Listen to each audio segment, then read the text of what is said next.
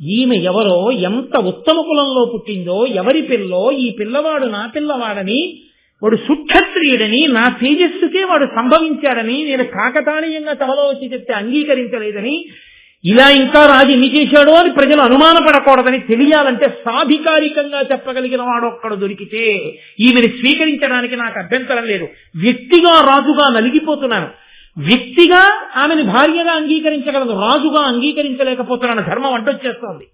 ఈ నలుగుడు మధ్య నలుగుతున్నాను, నన్ను ఎవరాదుకుంటారని కుపితుడవుతున్న రాజు యొక్క బాధని ఆయన ధర్మం యొక్క పట్టును అర్థం చేసుకున్నాడు. ఈశ్వరుడు అశరీరవాణిగా తాను ప్రకటించాడు, స్వీకరించగలిగాడు. అందుకని వ్యాస మహర్షి గాని నన్నయ్య గారు గాని దుష్యంతుడి మీద ఇలా వీలు చూపల. రాజు దుష్యంతుడిగా ఏ నలుగుడు పడుతున్నాడో శకుంతల గమనించింది. ఒక్క మాట ఆవిడ అన్నారు. అందుకే స్వీకరించిన తరువాత కూడా శకుంతల ఎన్నడూ బాధపడాల. శకుంతలకి లేని బాధ, ప్రజలకి లేని బాధ, మనం కోడిగుడ్డుకు వెంట్రుకలు పీకి పొందకూడదు కదా, అది మర్యాద. ఆయన ధర్మమును పట్టుకుని ఆ నలుగుడు పడ్డంలో వాళ్ళు ఎంత ఉదాత్త చరితులై నిలబడ్డారన్న విషయాన్ని మనం గ్రహించవలసి ఉంటుంది. మాట తప్పాలి, మోసం చెయ్యాలనుకుంటే ఆ పాటికి వేరొక స్త్రీని చేసి పట్టాభిషేకం చేసి విషయం చెయ్యలేదు. ఆ స్థానం భర్తీ అయిపోయింది. కానీ అది ప్రకటన అవ్వాలి. ఎలా అవ్వాలని ఎన్ని రాత్రులు వ్యధ చెంది ఉంటాడో మీరు గ్రహించాలి. ఆయన సింహాసనం మీద కూర్చుని ఉండగా శకుంతల రావడం ఇంత నడిచింది. కానీ ఈశ్వరుడు ఎందుకంత నడిపించాడో తెలుసా అండి? ఇంత నీతి మనకి చెప్పేవాడు రేపు పొద్దున్న ఉన్నాడు. శకుంతల మాట్లాడకపోతే మనం ఉన్న గృహస్థాశ్రమం ఎంత గొప్పదో మనకి తెలిసి రావాలి. నా భార్య ఎంత గొప్పదో నాకు తెలిసి రావాలి. నా కొడుకుని కౌగలించుకోవడం ఎంత ఐశ్వర్యమో నాకు తెలిసి రావాలి. అవి తెలిసి రావాలంటే నేను ఇది చదవాలి. ఇది చదవాలంటే దుష్యంతుడు సింహాసనం మీద ఉన్నప్పుడే శకుంతల రావాలి. అలా వచ్చి మాట్లాడితేనే భావితరాలకి ఈ వైభవాలు అందుతాయి. అందాలి కాబట్టి కదలికల్ని పరదేవత అలా దిద్దింది కాబట్టి వాళ్ళు సంతోషంగా ఉన్నారు. కణ్వుడు, శకుంతల వీరిద్దరికి సంబంధించినటువంటి కథాభాగం ఏదుందో దాన్ని మహాభారతం ఆది పర్వంలో మనకి వ్యాస భగవానుడు కృప చేస్తే ఋషితుల్యుడైనటువంటి నన్నయ్య గారు దాన్ని ఆంధ్రీకరించారు. మూలంలో ఉన్నటువంటి ఈ కథాభాగాన్ని కాళిదాస మహాకవి అభిజ్ఞాన శాకుంతలంగా స్వీకరించారు. స్వీకరించి ఆయన నాటక రచన చేశారు. అంటే కాళిదాసు వంటి మహాకవి యొక్క మనస్సుని హత్తుకుంది అంటే ఇది ఎంత గొప్పదైనటువంటి ఆఖ్యానమో మీరు గ్రహించెదరుగాక. ఇందున ప్రత్యేకించి గృహస్థాశ్రమం యొక్క వైశిష్ట్యం ఏమిటి అన్నది శకుంతల యొక్క నోటి వెంట వినవలసి ఉంటుంది. మీరు తరచుగా దాన్ని జ్ఞాపకం పెట్టుకోవలసి ఉంటుంది. ప్రత్యేకించి మహాభారతం ఆది పర్వం జరిగినంత కాలము మీరు ఒక విషయాన్ని మాత్రం మరిచిపోకూడదు. నేను మీతో మళ్ళీ మళ్ళీ చెప్తున్నాను, ఏ కదలిక అయినా పరదేవతానుగ్రహమే. ఆవిడ ఎక్కడి నుంచి ఎక్కడ వరకు సోపానములను ఏర్పాటు చేస్తుందో, ఏది అంత దూరదృష్టితో ఆలోచించి ఏది దేని కొరకు నిర్మాణం చేస్తుందో మన ఊహకు అందదు. శకుంతల అసలు జన్మించినదే భరతవంశంలో. ఆ పూరుడు అనబడేటటువంటి కుమారుడికి పట్టాభిషేకం చేశాడు యయాతి. పెద్ద భార్య అసలు నిజానికి మహారాజ్ఞి అయినటువంటి దేవయాని కుమారులను కాదని. అటువంటి ఆ పూరుని వంశంలో వంశకర్తలంటారు. వంశకర్తలంటే వాళ్ళ పేరు మీద మళ్ళీ ఆ వంశంలో పేరు మారిపోతూ ఉంటుంది. పేరు మారిపోవడం అంటే అంతటి వైభవాన్ని పొందుతారు. ఇక్ష్వాకు వంశంలో రఘువు పుడితే రఘువంశము అని పిలిచినట్టు అంతటి కీర్తిని పొందిన వారై ఉంటారు. అటువంటి మహాపురుషుడు ఒకడు మళ్ళీ పుట్టాలి, భరతుడు. అక్కడి నుంచి దాన్ని భరత వంశం అని పిలిచారు. కారణం ఏమిటి అంటే ఆ వంశం యొక్క స్వరూపం మారిపోయిందని కాదు. అలా పిలిచారు అంటే భరతుడు ఆ వంశంలో ముందు కీర్తి గడించినటువంటి వాళ్ళందరికన్నా కూడా మకుటాయమానమైన స్థితిని పొందగలిగిన వాడయ్యాడు. ఇంత గొప్ప వ్యక్తి పుట్టాలి అంటే అటువంటి మహాపురుషుణ్ణి కనగలిగినటువంటి క్షేత్రం సిద్ధం కావాలి, ఒక తల్లి సిద్ధపడాలి. అటువంటి మహోన్నతమైనటువంటి స్త్రీ సిద్ధమైతే ఒక మహాపురుషుని యొక్క తేజస్సు నిక్షిప్తమైన నాడు దాని కారణం చేత వేరొక మహాపురుషుడు అటువంటి వంశమునందు వంశకర్త యొక్క ఆవిర్భావమునకు అవకాశం ఏర్పడుతుంది. అందుకే పరదేవత యొక్క అనుగ్రహమే అంతటి తపోనిష్టాగరిష్ఠుడైనటువంటి విశ్వామిత్రుని మనస్సు కదలడం. కదిలి ఆ మేనకా సమాగమము చేత ఆ శకుంతల జన్మించింది. ఆ శకుంతల జననమే అసలు ఈ దుష్యంతోపాఖ్యానానికి అంతటికీ కూడా ప్రాణప్రదమైనటువంటి విషయం. ఎందుకని అంటే నిజానికి దుష్యంతోపాఖ్యానంలో పైకి తెలియకుండా శకుంతల కొంత గొప్ప పాత్ర పోషిస్తుంది. అందులో నోటి మాటలు ఉండవు, నోటి మాటలు ఒకలా ఉంటాయి, లోపల మీరు పరిశీలన చేత గమనించవలసినది వేరొకటి ఉంటుంది. నోటి మాటతో కొంత పోషిస్తుంది. అసలు నోటి మాట చేత ఊహ కందవలసినది, నోటి మాట చేత ప్రకటనముగా చెప్పినది రెండూ కాకుండా మౌనంతో మూడోది చెప్తుంది. ఈ మూడు శకుంతల పాత్ర నుంచి అందుకోగలిగితే అమృతం పండుతుంది. అయితే మహాభారత కథలో ఏ విషయమైనా కూడా మీకు అలా పండు విప్పి ఇచ్చినట్లుగా అంత తేలికగా ఏమి ఉండదు. యథార్థానికి చాలా చాలా చాలా జాగ్రత్తగా పరిశీలనం చేస్తే మాత్రమే అందుతుంది. కాబట్టి మీరు దాన్ని అంత ధార్మికమైన కోణంలో అంత అద్భుతమైనటువంటి ఆ ఆఖ్యానాన్ని మనకి అందించినటువంటి వ్యాస భగవానుని యందు పరమ గౌరవంతో మనం ఆ కథని వినే ప్రయత్నం చేద్దాం. కథ అనగా మీరు తరచుగా జ్ఞాపకం ఉంచుకోవాలి, అది ఏదో కల్పితమైనటువంటి కథ కాదు, యథార్థముగా జరిగినది. మహాభారతము ఇతిహాసము కనుక అభిజ్ఞాన శాకుంతలము కల్పితం. అభిజ్ఞాన శాకుంతలము యథార్థ గాథ కాదు. కాళిదాస మహాకవికి మూలం నచ్చి ఆయన వేరొక కారణం చేత దాన్ని ఒక నాటకం కింద మలిచాడు. అంతేకాని కాళిదాసకృతమైనటువంటి అభిజ్ఞాన శాకుంతలము యథార్థమా, వ్యాసప్రోక్తము నన్నయ్య గారి చేత ఆంధ్రీకరింపబడినటువంటి దుష్యంతోపాఖ్యానం ఏదుందో అదే అంటే యథార్థము అని చెప్పుకోవలసి వస్తే దీన్నే ప్రమాణంగా స్వీకరించవలసి ఉంటుంది. కాబట్టి ఆ పూర్వ వంశంలో అనేక మంది పరాక్రమవంతులైనటువంటి రాజులు ఆవిర్భవించారు. కడకు ఆ వంశంలో దుష్యంతుడు కూడా జన్మించాడు. ఆ దుష్యంతుడు పుట్టుకతోటే చాలా బలపరాక్రమములు కలిగినటువంటి వాడు. ఆయన యవ్వనంలో ఉండగా ఆయన యొక్క బలపరాక్రమములు ఎటువంటివి అన్నది చెప్పడానికి నన్నయ్య గారు కొన్ని పద్యాలను ఇచ్చారు. అంటే దాని చేత ఆయన భుజ పరాక్రమం ఎటువంటిదో, ఆయన బలదర్పములు ఎటువంటివో అర్థమవుతుంది.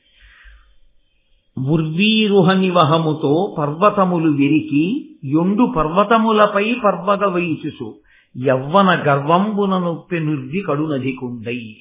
ఆ దుష్యంతుడు ఉర్వీరుహ నివహముతో పర్వతములు విరికి, ఆయన ఎంత పరాక్రమవంతుడంటే ఒక పర్వతం దగ్గరికి వెళ్ళి ఆ పర్వతం మీద పెరిగినటువంటి మహావృక్షములతో కూడి ఉన్నటువంటి ఆ కొండని, ఆ పర్వతాన్ని పైకి పెకలించి పైకెత్తి ఈ పర్వతాన్ని వేరొక పర్వతానికి వేసి కొట్టేవాడు. పులులు, సింహాలు, శరభములు, శరభము అంటే సింహం కన్నా గొప్పది కాబట్టి అటువంటి మృగములనన్నిటినీ కూడా అవలీలగా వేటాడి మదపుటేనుగుల మీద తిరుగుతుండేవాడు. అంతటి మహాబలపరాక్రమ సంపన్నుడైనటువంటి దుష్యంతుడు ఒకనాడు వేటకి వెళ్ళాడు. ఈ వేటకి వెళ్ళడం అనేటటువంటిది ఎందుకు పెడతారు అంటే దానికి ఒక కారణం ఉంటుంది. ఏదో సరదాగా వెళ్ళడం కాదు. క్రూరమృగముల సంఖ్య పెరిగిపోయి జనపదాల్లోకి ప్రవేశించి పౌరులను ఇబ్బంది పెట్టకుండా ఉండడం కోసం, వాటి సంఖ్యని నియంత్రించడం కోసం రాజులు వెళ్లి క్రూరమృగాల్ని వేటాడుతూ ఉంటారు.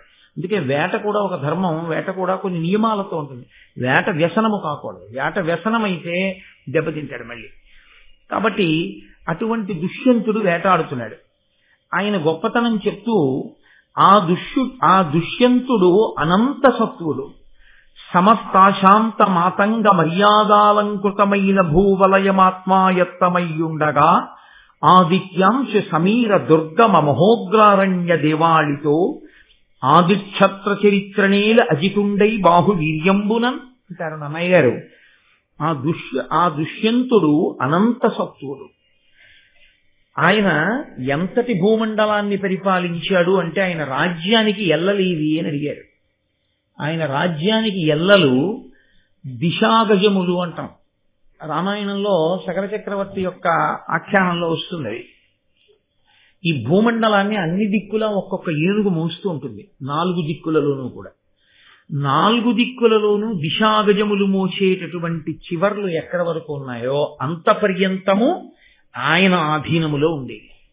అంటే ఆయన పరిపాలించని ప్రాంతము వేరొకటి లేదు, సమస్త భూమండలము ఆయన అధీనమునందు ఉండేది. అంతటి మహాపరాక్రమవంతుడై అంతటి మహారాజైనటువంటి వాడు ఎటువంటి అరణ్యములలోకి వెళ్లి వేటాడేవాడు అంటే ఆయన ఆదిత్యాంశు సమీర దుర్గమ మహోగ్రారణ్య దేవాళితో. అవి సామాన్యమైన అరణ్యాలు కావు, వాటిలోకి సూర్య కిరణములు పడవు. ఎందుకని అంటే అంత దట్టంగా అలుముకుపోయి ఉంటాయి. అలాగే గాలి కూడా చొరబడడానికి అవకాశం ఉండదు, అంతగా పొదలు పెరిగిపోయి ఉంటాయి. అటువంటి దుర్గమమైన అరణ్యములలోకి వెళ్ళి ఆయన వేటాడుతుండేవాడు. అటువంటి దుష్యంతుడు, ఇంకింతకన్నా చెప్పక్కర్లేదు, దుష్యంతుని యొక్క బలపరాక్రమములకు ఈ 2 పద్యములు సాధికారిక నిదర్శనములు. కాబట్టి అటువంటి వాడు ఒకానొకప్పుడు తీవ్రమైన వేగంతో వేటాడుతున్నాడు. ప్రభువుకున్నటువంటి వేగం, ప్రభువుకున్నటువంటి ఆ వెళ్ళగలిగిన శక్తి అందరికీ ఉంటుందా? వెనకాతలున్న వాళ్ళకి ఉండదు. ఒక యుద్ధ భూమిలో యుద్ధం చేయడం వేరు, ఒక దుర్గమమైనటువంటి అరణ్యంలో ప్రభువు గుర్రం మీద వెళ్ళిపోతుంటే ఆయన్ని అనుగమించి వెళ్ళగలగడం వేరు. అంటే మీద పడేటటువంటి జంతువుని చంపుకుంటూ ముందుకు వెళ్ళిపోతాడంతే. అది అందరికీ సాధ్యం కాదు, వెనక నిలబడిపోతారు మిగిలిన వాళ్ళు. కాబట్టి రాజు అలా వేటాడుతూ కొంతమంది మంత్రులను మాత్రమే దగ్గరుంచుకొని ఒక పర్వతం దగ్గరికి వెళ్ళాడు. అక్కడి నుంచి చూస్తే ఒక అద్భుతమైనటువంటి ఆశ్రమం ఒకటి కనపడింది. ఇక్కడే మీరు నన్నయ్య గారి రచనలో ఉన్నటువంటి వైశిష్ట్యాన్ని అర్థం చేసుకోవాలి. అది ఒక ఆశ్రమ ప్రాంతము.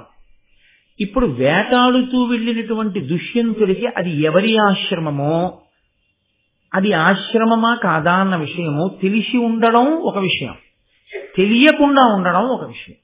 ఎందుకంటే అరణ్యంలో వేటాడుతూ వెళ్ళినప్పుడు ఇది ఫలానా వారి ఆశ్రమం అని తెలియాలని ఏం లేదు. ఏదో వేటాడుతూ అలా వెళ్ళిపోయినప్పుడు ఆశ్రమం కనపడచ్చు. కాబట్టి దుష్యంతుడికి తెలుసా తెలియదా, అసలు ఇది కణ్వ మహర్షి యొక్క ఆశ్రమము, నేను ఇక్కడికి వచ్చానన్న విషయం తెలుసా వచ్చినటువంటి దుష్యంతునకు? అది ఒక ప్రశ్న. ఆ ప్రశ్న అంత అవసరమా అండి అని మీరు నన్ను అడగచ్చు.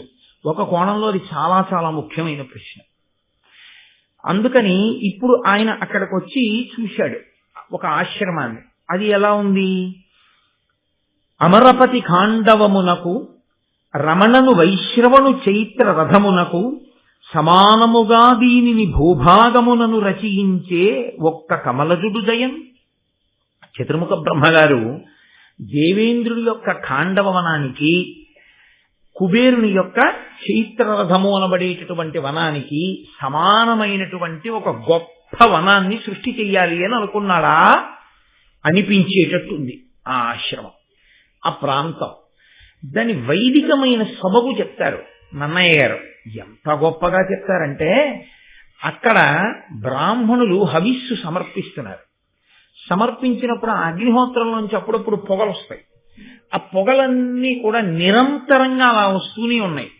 అంటే అక్కడ ఎంత గొప్పగా యజ్ఞయాగాది క్రతువులు నిరంతరము జరుగుతుంటాయో చూడండి. దేని కొరకు చెయ్యాలి అవన్నీ? అంటే లోక కళ్యాణము కొరకు చేస్తూ ఉంటారు.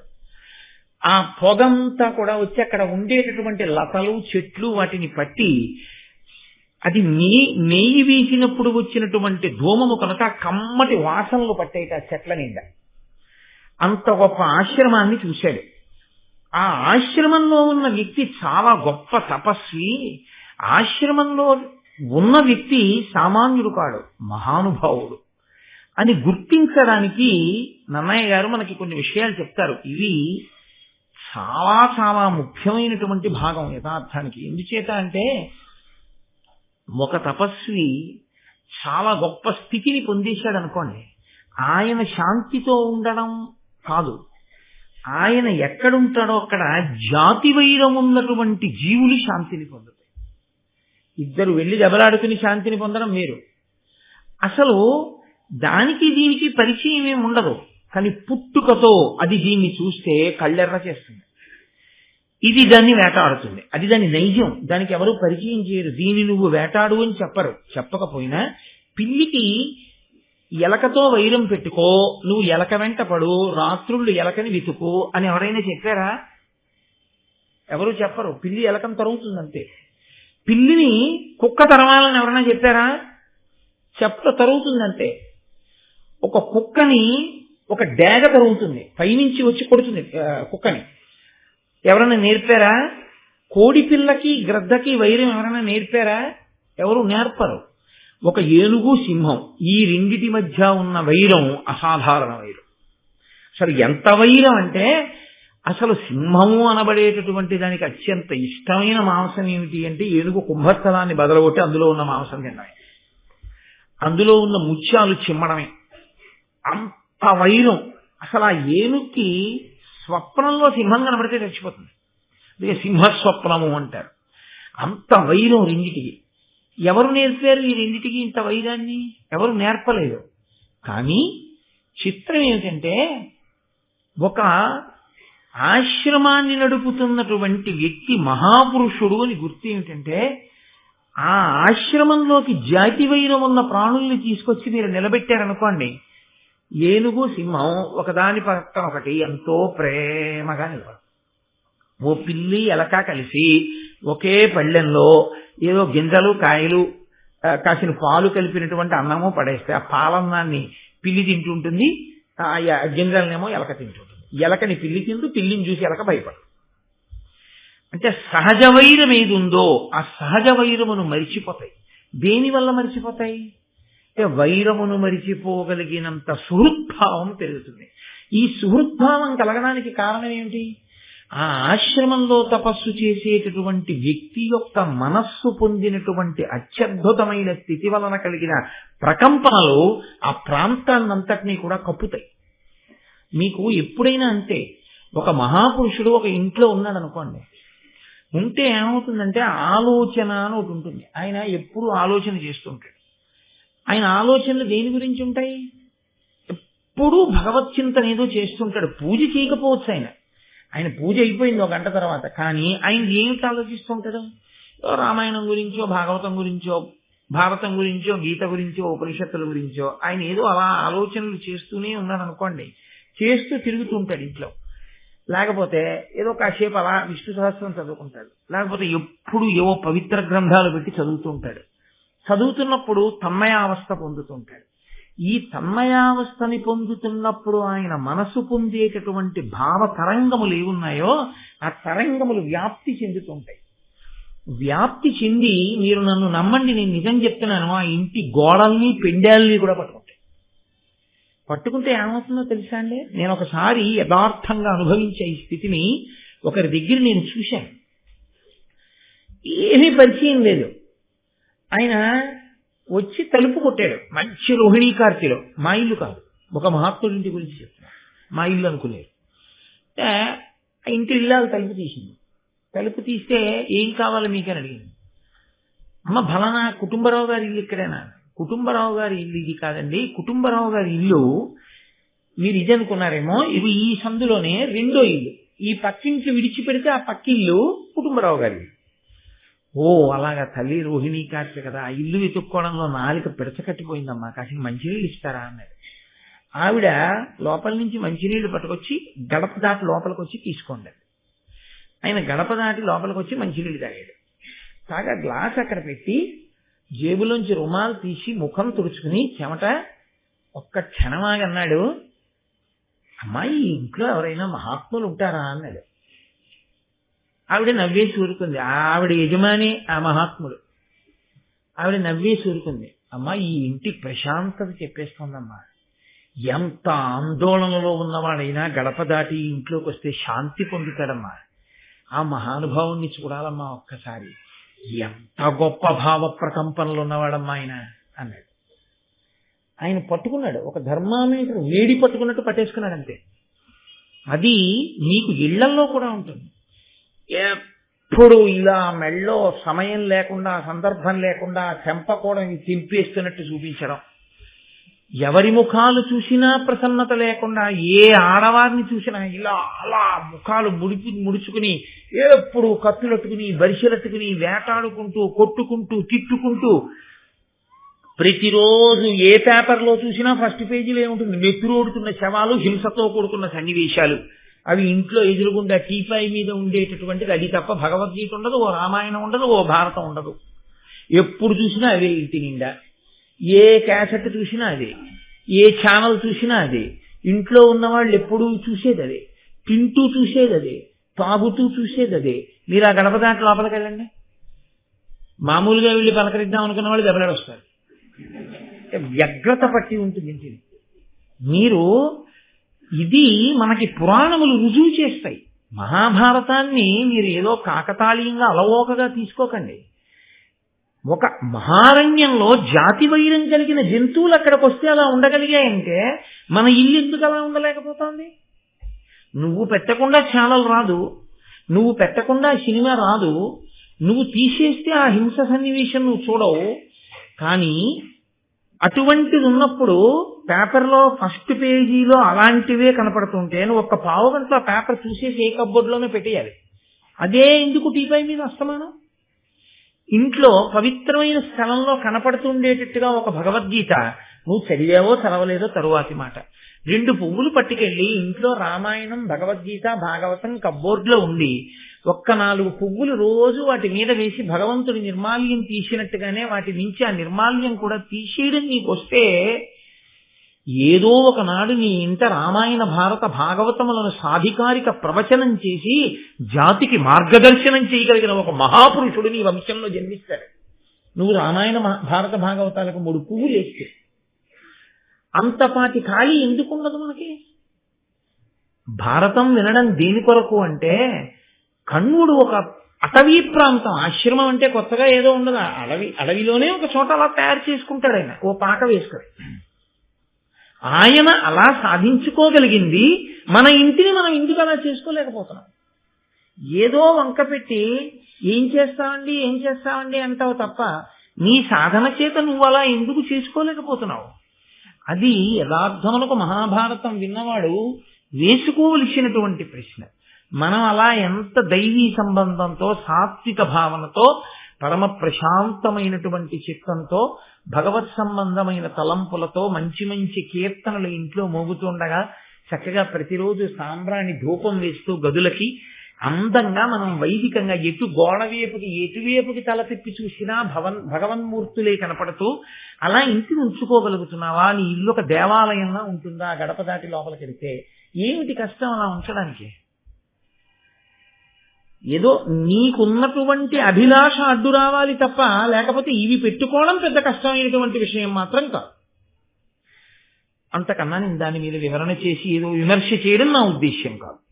కాబట్టి ఇప్పుడు నన్నయ్య గారు అంటారు, శ్రవణ సుఖంబుగా సామగానంబులు చదివెడు సుఖముల చదువు తగిలి కదలక వినుచుండు కరులయున్ కరికర శీతల ఛాయద చీకరాంబుకణముల చల్లని పాసవడి దాని చింది సుఖంబున్న సింహములయును భూసురప్రవరులు భూత బలులు తెచ్చిపెట్టు నీవారాన్న పిండకతులు కడగి భక్షింప ఒక్కట కలసి ఆడుచున్న ఎలుకలు పిల్లులు కొండు సహజ వైరి వర్గంబునుయును సహవాసమపుడు సూచి మునిశక్తికెంతయు చోద్యమంది. ఎక్కడా కణ్వుడి పేరు చెప్పలేదు. ఎవరి కళ్ళల్లోంచి వర్ణిస్తున్నారు ఈ ఆశ్రమాన్ని? దుష్యంతుడి కళ్ళల్లోంచి వర్ణిస్తున్నారు. చూస్తున్నవాడు దుష్యంతుడు. ఏది చూస్తున్నాడు ఆయన? శ్రవణ సుఖంబుగా సామగానంబులు చదివెడు సుఖముల చదువు తగిలి కదలక వినుచుండు కరులయున్.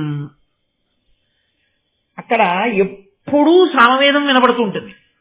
సామవేదానికి ఉన్న గొప్పతనం ఏమిటంటే, సామ అన్న శబ్దం దేనికి ప్రతినిధిగా ఉంటుంది అంటే శాంతి అన్నమాట. సామ శాంతి. అందుకే చూడండి, సామదాన భేద దండోపాయం అని అంటారు. సామ అంటే శాంతితో అంగీకారానికి రావడం. సామవేదము అదేం చేస్తుందంటే మనశ్శాంతిని ఇస్తుంది. మీరు తెలిసో తెలియకో సామవేదం వింటున్నారనుకోండి, మీకు మనశ్శాంతిగా ఉంటుంది. రోజు స్వరం తప్పకుండా సామవేద పఠనం చెయ్యగలిగినటువంటి మహాపురుషులు చదివిన సామవేదం క్యాసెట్ 1 గంట ఇంట్లో వినపడుతోంది అనుకోండి, ఆ ఇంట్లో మీరు నమ్మండి, ఇంటి మీద కూర్చున్న కాకి కూడా శాంతి పొందుతుంది. ఆ వేదం పేరే సామవేదం. అసలు అందుకే ఆ సామవేదం నేర్చుకోవడం అంత కష్టం, ఆ సామవేదం పాడడం అంత కష్టం. అందుకే ఆ సామవేదంలోంచే వచ్చింది సంగీతం, స్వరాలు అన్నీ. ఇవన్నీ దేనికి అంటే చిట్ట చివరికి అది ఎందుకు పనికొస్తుంది అంటే ఎందులోంచి విడివిడి కిందకొచ్చామో దాంట్లోకి చేరడానికి ఉపాసన చేస్తారు. సప్త స్వరాలు ఆరోహణ అవరోహణ. అవరోహణ అంటే పరబ్రహ్మము నుండి విడిపోయి కిందకొచ్చేయడం. ఆరోహణ అంటే మళ్ళీ నాదోపాసన చేస్తూ పరబ్రహ్మంలో లయమైపోవడం. అందుకే అప్పయ్య దీక్షితుల వారు ఒక సిద్ధాంతం చేశారు. సంగీత విద్వాంసులైనటువంటి వాళ్ళు వీణానాదం చేస్తూ కీర్తన పాడుకుంటూ వీణానాదం చేస్తూ కన్నులు మూసుకుంటే వాళ్ళు చాలా తొందరగా అద్వైత సిద్ధిని పొందుతారు అని చెప్పారు. కాబట్టి ఆ సంగీతము ఈశ్వరుణ్ణి చేరడానికి సాధనము. ఇక్కడట ఆ సామవేదం ఎవరికి వచ్చింది? చిలుకలకు వచ్చింది. చిలుకలకి ఎలా వచ్చింది? చిలుకకు ఒక లక్షణం ఉంది. మీరు ఒక ఇంటికి ఎడితే చెప్పేసేయచ్చు. ఎలా చెప్పేయచ్చో తెలుసా అండి? మీరు ఆ ఇంట్లో పిల్లాన్ని పిలిచి నాన్న నీకేమొచ్చురా అన్నారు అనుకోండి, ఓం జాతవేదసే సునవామసోమరాతీయతో నిదహాతి వేద అన్నారు అనుకోండి. వాళ్ళ నాన్నగారు రోజు దుర్గా సూక్తం చదువుతారని మీకు అర్థమైపోతుంది. మీరు చాలా ఇళ్లలో చూడండి, అక్షరాభ్యాసం చేసి ఇంకా పిల్లలు పుస్తకం పట్టుకోరు, చదవరు, రాదు. వాడు విష్ణు సహస్రం చెప్తుంటాడు. క్షీరోధన్వత్ ప్రదేశే శుచిమణి విలసత్ సైకతే మౌక్తికానాం అని చెప్తుంటాడు. ఎక్కడది? ఆ ఇంట్లో అమ్మో నాన్నో చెప్తున్నారనమాట. అమ్మా నాన్నకి ఇది కాకుండా ఇంకోటేవో వచ్చనుకోండి, వీడికి అవే వస్తాయి కదా. ఇంటి బిడ్డల సంస్కారాన్ని బట్టి తల్లిదండ్రుల సంస్కారం తెలుస్తుంది. ఇంటి గోడల మీద ఉన్న మూర్తుల్ని బట్టి యజమాని సంస్కారం తెలుస్తుంది. తల్లిదండ్రుల ఫోటో లేకుండా ఊళ్ళో వాళ్ళందరివి అక్కర్లేనివన్నీ తీసుకొచ్చి పెట్టి మీకు చూపించారు అనుకోండి, ఒక్క నాటికి స్నానం చేయగల. కన్న తల్లిదండ్రుల ఫోటో ఇంట్లో లేనివాడు మిమ్మల్ని ధరిస్తాడా? అన్నాళ్ళు కష్టపడి పెంచి అన్ని ఆశలు పెట్టుకున్న వాడి ఫోటో లేదు ఇంట్లో. వాడంత కృతజ్ఞుడు లోకంలో ఇంకోడు ఉన్నాడండి. వాడా మిమ్మల్ని ధరించేవాడు? వాడా మిమ్మల్ని స్నేహం చేసి రక్షించేవాడు? ఒక్క నాటికి నమ్మి స్నేహం చేయకూడదు వాడు. కాబట్టి ఆయన అంటున్నారు ప్రతిరోజు అక్కడ సామగానం జరుగుతుంది. అంటే ఋత్విక్కులు ఎప్పుడూ సామవేదం చదువుతుంటారు. ఎప్పుడూ సామవేదం చదువుతుంటే ఏమైంది? అక్కడున్న చిలుకలకు కూడా వచ్చేసింది. ఇప్పుడు వీళ్ళు ఎప్పుడో ఒకప్పుడు ఆ సామవేదం నేర్చుకోవడం ఆపు చేసి ఏదో కాసేపు అన్నం తిని పడుకుందామని పెడతారు. ఈ చిలుకలు ఏం చేస్తాయి? వాళ్ళు ఆపేయగానే ఇవి పాడడం మొదలెడతాయి. ఇప్పుడు చిలుకలు సామవేదం చదువుతుంటేట ఏనుగులు శాంతి పొందేట. ఏనుగులు ఎందుకు శాంతి పొందుతాయి? ఏనుగు కదలకుండా ఉండదు, దానికి అదో లక్షణం. కదులుతూ ఉండడం శాంతి లేదనడానికి లక్షణం. ఆయన ఏమిటండో అంత ప్రశాంతంగా కూర్చున్నారు ఇవాళ మీరు అన్నాడు అనుకోండి, ఎప్పుడు తిరిగేవాడిని పట్టుకుని అంటే వాడు తిరగకుండా కూర్చున్నాడని గుర్తు. ఏనుక్కున్న లక్షణం ఏమిటో తెలుసా అండి? ఎప్పుడు అటు ఇటు కదులుతుంది, లేదా తొండవన్నా ఊపుతుంది. అందుకే మామట ఏం చేస్తాడంటే ఏనుగు దగ్గర కూర్చున్నప్పుడు ఆ అంకుశాన్ని పట్టుకెళ్ళి దాన్ని కాళ్ళ ముందు పెడతాడు. అది దాటదు. అందుకని కాళ్ళు దాటకూడదు కాబట్టి అది ఏం చేస్తుంటుందంటే తొండం ఊపుతుంటుంది. ఇలా ఏదో ఒకటి కదపకుండా ఉండదు అది. ఆ ఏనుగులు తొండం కూడా కదపడం మానేసి అలా వింటుంటాయి. ఎవరి సామవేదాన్ని? చిలుకల సామగానాన్ని. చిలుకల సామగానం ఏనుగులకు శాంతినిచ్చింది అక్కడ అన్నారు. అంటే ఆ ఆశ్రమంలో ఎంత సామగానం జరుగుతుందో చూడండి. అక్కడికి వెళ్ళిన వాడికి ఎందుకు శాంతి రాదు? వేదము యొక్క ప్రమాణం మీద అన్నయ్య గారికి ఎంత సంతోషమో చూడండి. అందుకు కదా ఋషితుల్యుడయ్యారు మహానుభావుడు. అందుకు కదా పడ్డాయి అలాంటి పద్యాలు. కాబట్టి చదివెడు సుఖముల చదువు తగిలి కదలక వినుతుండు కరులయున్. కదలకుండా వింటుంటాయట ఏనుగులు. ఇప్పుడు ఏనుగులు కదలకుండా ఉన్నాయి అంటే వాటి తొండాలు ఇలా నిలబడిపోతాయి కదండి. తొండం కూడా కదపట్లేదు, ఇలా ఉన్నాయి. ఇలా ఉండిపోతే ఏనుగు అంత పెద్దది ఉంటుంది, దాని నీడ పడుతుంది. ఈ తొండం యొక్క నీడ కూడా పొడుగ్గా పడుతుంది. సింహాలు వాటి నడుము సన్నంగా ఉండి ఇలా పొడుగ్గా అడ్డంగా కదా వెన్నుపా ఉంటుంది. అవేం చేస్తాయంటేట ఈ ఏనుగుల యొక్క తొండముల నీడలు ఎలా పడ్డాయో నీడల్లోకి వచ్చి ఆ సింహాలు ఆ చల్లతనంలో నిల్చుంటాయి. ఎత్తుగా ఉంటుంది కదా, దాని నీడ చల్లగా ఉంటుంది. ఇక సూర్యకిరణములు పడవ మీదకి. అందుకని అక్కడికి వచ్చి సింహాలు విశ్రాంతి తీసుకుంటాయట ఏనుగు నీడలో. ఏనుగు నీడలో సింహం విశ్రాంతి తీసుకోవడం ఉంటుందా? ఏనుగుకి శాంతి ఎక్కడిది? శుకముల వలన. శుకములు ఎలా ఇస్తున్నాయి? సామగానము వలన. దానికి ఎలా వచ్చింది సామం? అంతగా అక్కడ సమగాన పఠనం వలన. అంటే జాతి వైరం ఉన్న ప్రాణులు మరిచిపోవడం ప్రారంభమైంది. ఇప్పుడు అక్కడ ఉండేటటువంటి ఆ సింహాలుట ఎప్పుడు ఇలా ఏనుగుల తొండం వంక చూస్తుంటాయి. ఎందుకని? ఆ తొండం చివర ఎప్పుడు చల్లగా ఉంటుంది. అవి ఉండుండి ఏం చేస్తుంటాయంటే, ఏనుగుల లక్షణం ఏంటంటే ఏదో ఒకటి ముట్టుకుని ఇలా తీసి బుస్సను ఊస్తుంటాయి. ఆ ఊదినప్పుడు ఆ తొండం చివర ఆ తడి తుంపరపడినట్టుగా చల్లుకుంటుంది. మంచి శీతాకాలం ఉందనుకోండి, మంచి వేసవి కాలంలో పనున్నా లేకపోయినా cool drinking water do not waste అని బోర్డు ఉన్నా సరే ఈయన ఏం చేస్తారంటే గబగబా కళ్ళజోరు తీసి పక్కన పెట్టేసి కాస్త రుమాలు దానికి కింద పెట్టి ఇలా తడుపుకుని ఇలా అమ్మయ్య అంటే చల్లటి తుంపర్లు తగిలితే హాయిగా ఉంటుంది. ఇప్పుడు ఈ సింహాలుట ఇలా పక్కన నిలబడి అలా చూస్తాయి ఏనుగు తొండాల వంక. ఎందుకని? అవి ఎప్పుడో అప్పుడు కదిలి బుస్ అని ఆ తొండంలో ఉన్న నీటిని చిమ్మితే అవి చిన్న తుంపర పడినట్టుగా మీద పడితే సింహాలు మురిసిపోతాయి. కనపడితే ఏనుగు యొక్క తొండాన్ని పట్టుకుని పైకెక్కి కుంభస్థలాన్ని బదలగొట్టే సింహం దాని తొండంతో కసి నీళ్లు చల్లితే బాగుండు చల్లగా ఉంటుందని అక్కడి నుంచి ఉంటుంది. ఏమి ఆశ్చర్యం! ఎంత జాతి వైరాన్ని మర్చిపోయాయి. అదే కాదుట, భూసుర ప్రవరులు భూతబొల్ పెట్టి తెచ్చిపెట్టు నీవారాన్న పిండ తతులు కడగి భక్షింప ఒక్కట కలసియాడుచున్న ఎలుకలు పిల్లులు. భూతబలులు అని పెడతారు. బలి అన్న మాటకు అర్థం వేరు, హోమము అన్న మాటకు అర్థం వేరు. ఇదొకటి మీరు కొంచెం జాగ్రత్తగా గుర్తుపెట్టుకోవలసిన అంశం. యజ్ఞము లేదా యాగము అన్న మాటకు అర్థం ఏమిటంటే తత్సంభారములను సిద్ధము చేయుట. ఇప్పుడు ఏకాదశి నాడు ఉదయం భూమి పూజ చేస్తారు. ఇక్కడ చేసి యాగశాల నిర్మాణం జరుగుతుంది. ఈ యాగశాలలోకి వెళ్ళి యాగశాల ప్రవేశము అని అది కూడా ఒక గొప్ప వైదిక కర్మ.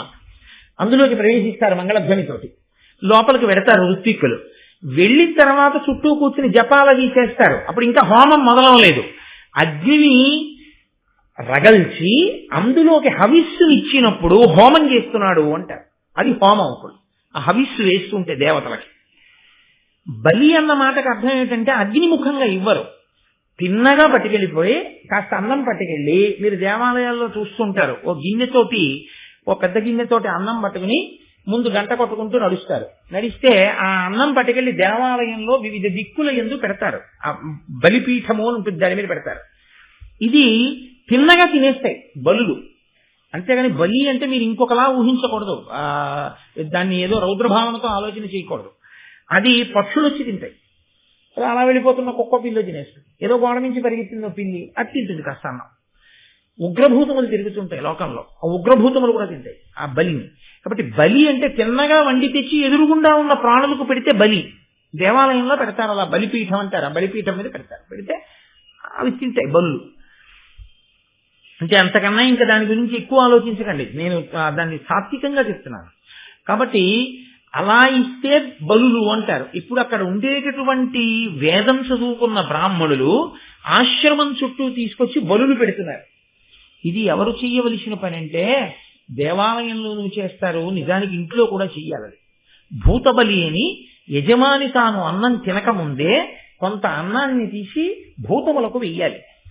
కుక్కలు పిల్లులు మొదలైన ప్రాణులు తినాలని కొంత వేస్తారు. ఏ ఆధారం లేకుండా బ్రతికేటటువంటి వాళ్ళ కొరకు కొంత అన్నాన్ని కేటాయించి ఇస్తారు. అంటే ఇక తనంత తాను ఏదీ చేసి అన్నాన్ని సంపాదించుకోలేనంతగా రోగగ్రస్తుడైపోయి నిరాధారుడై పడున్నాడు అనుకోండి ఒక ఆయన, ఆయనకి పట్టుకెళ్ళి కొంత అన్నం పెడతారు.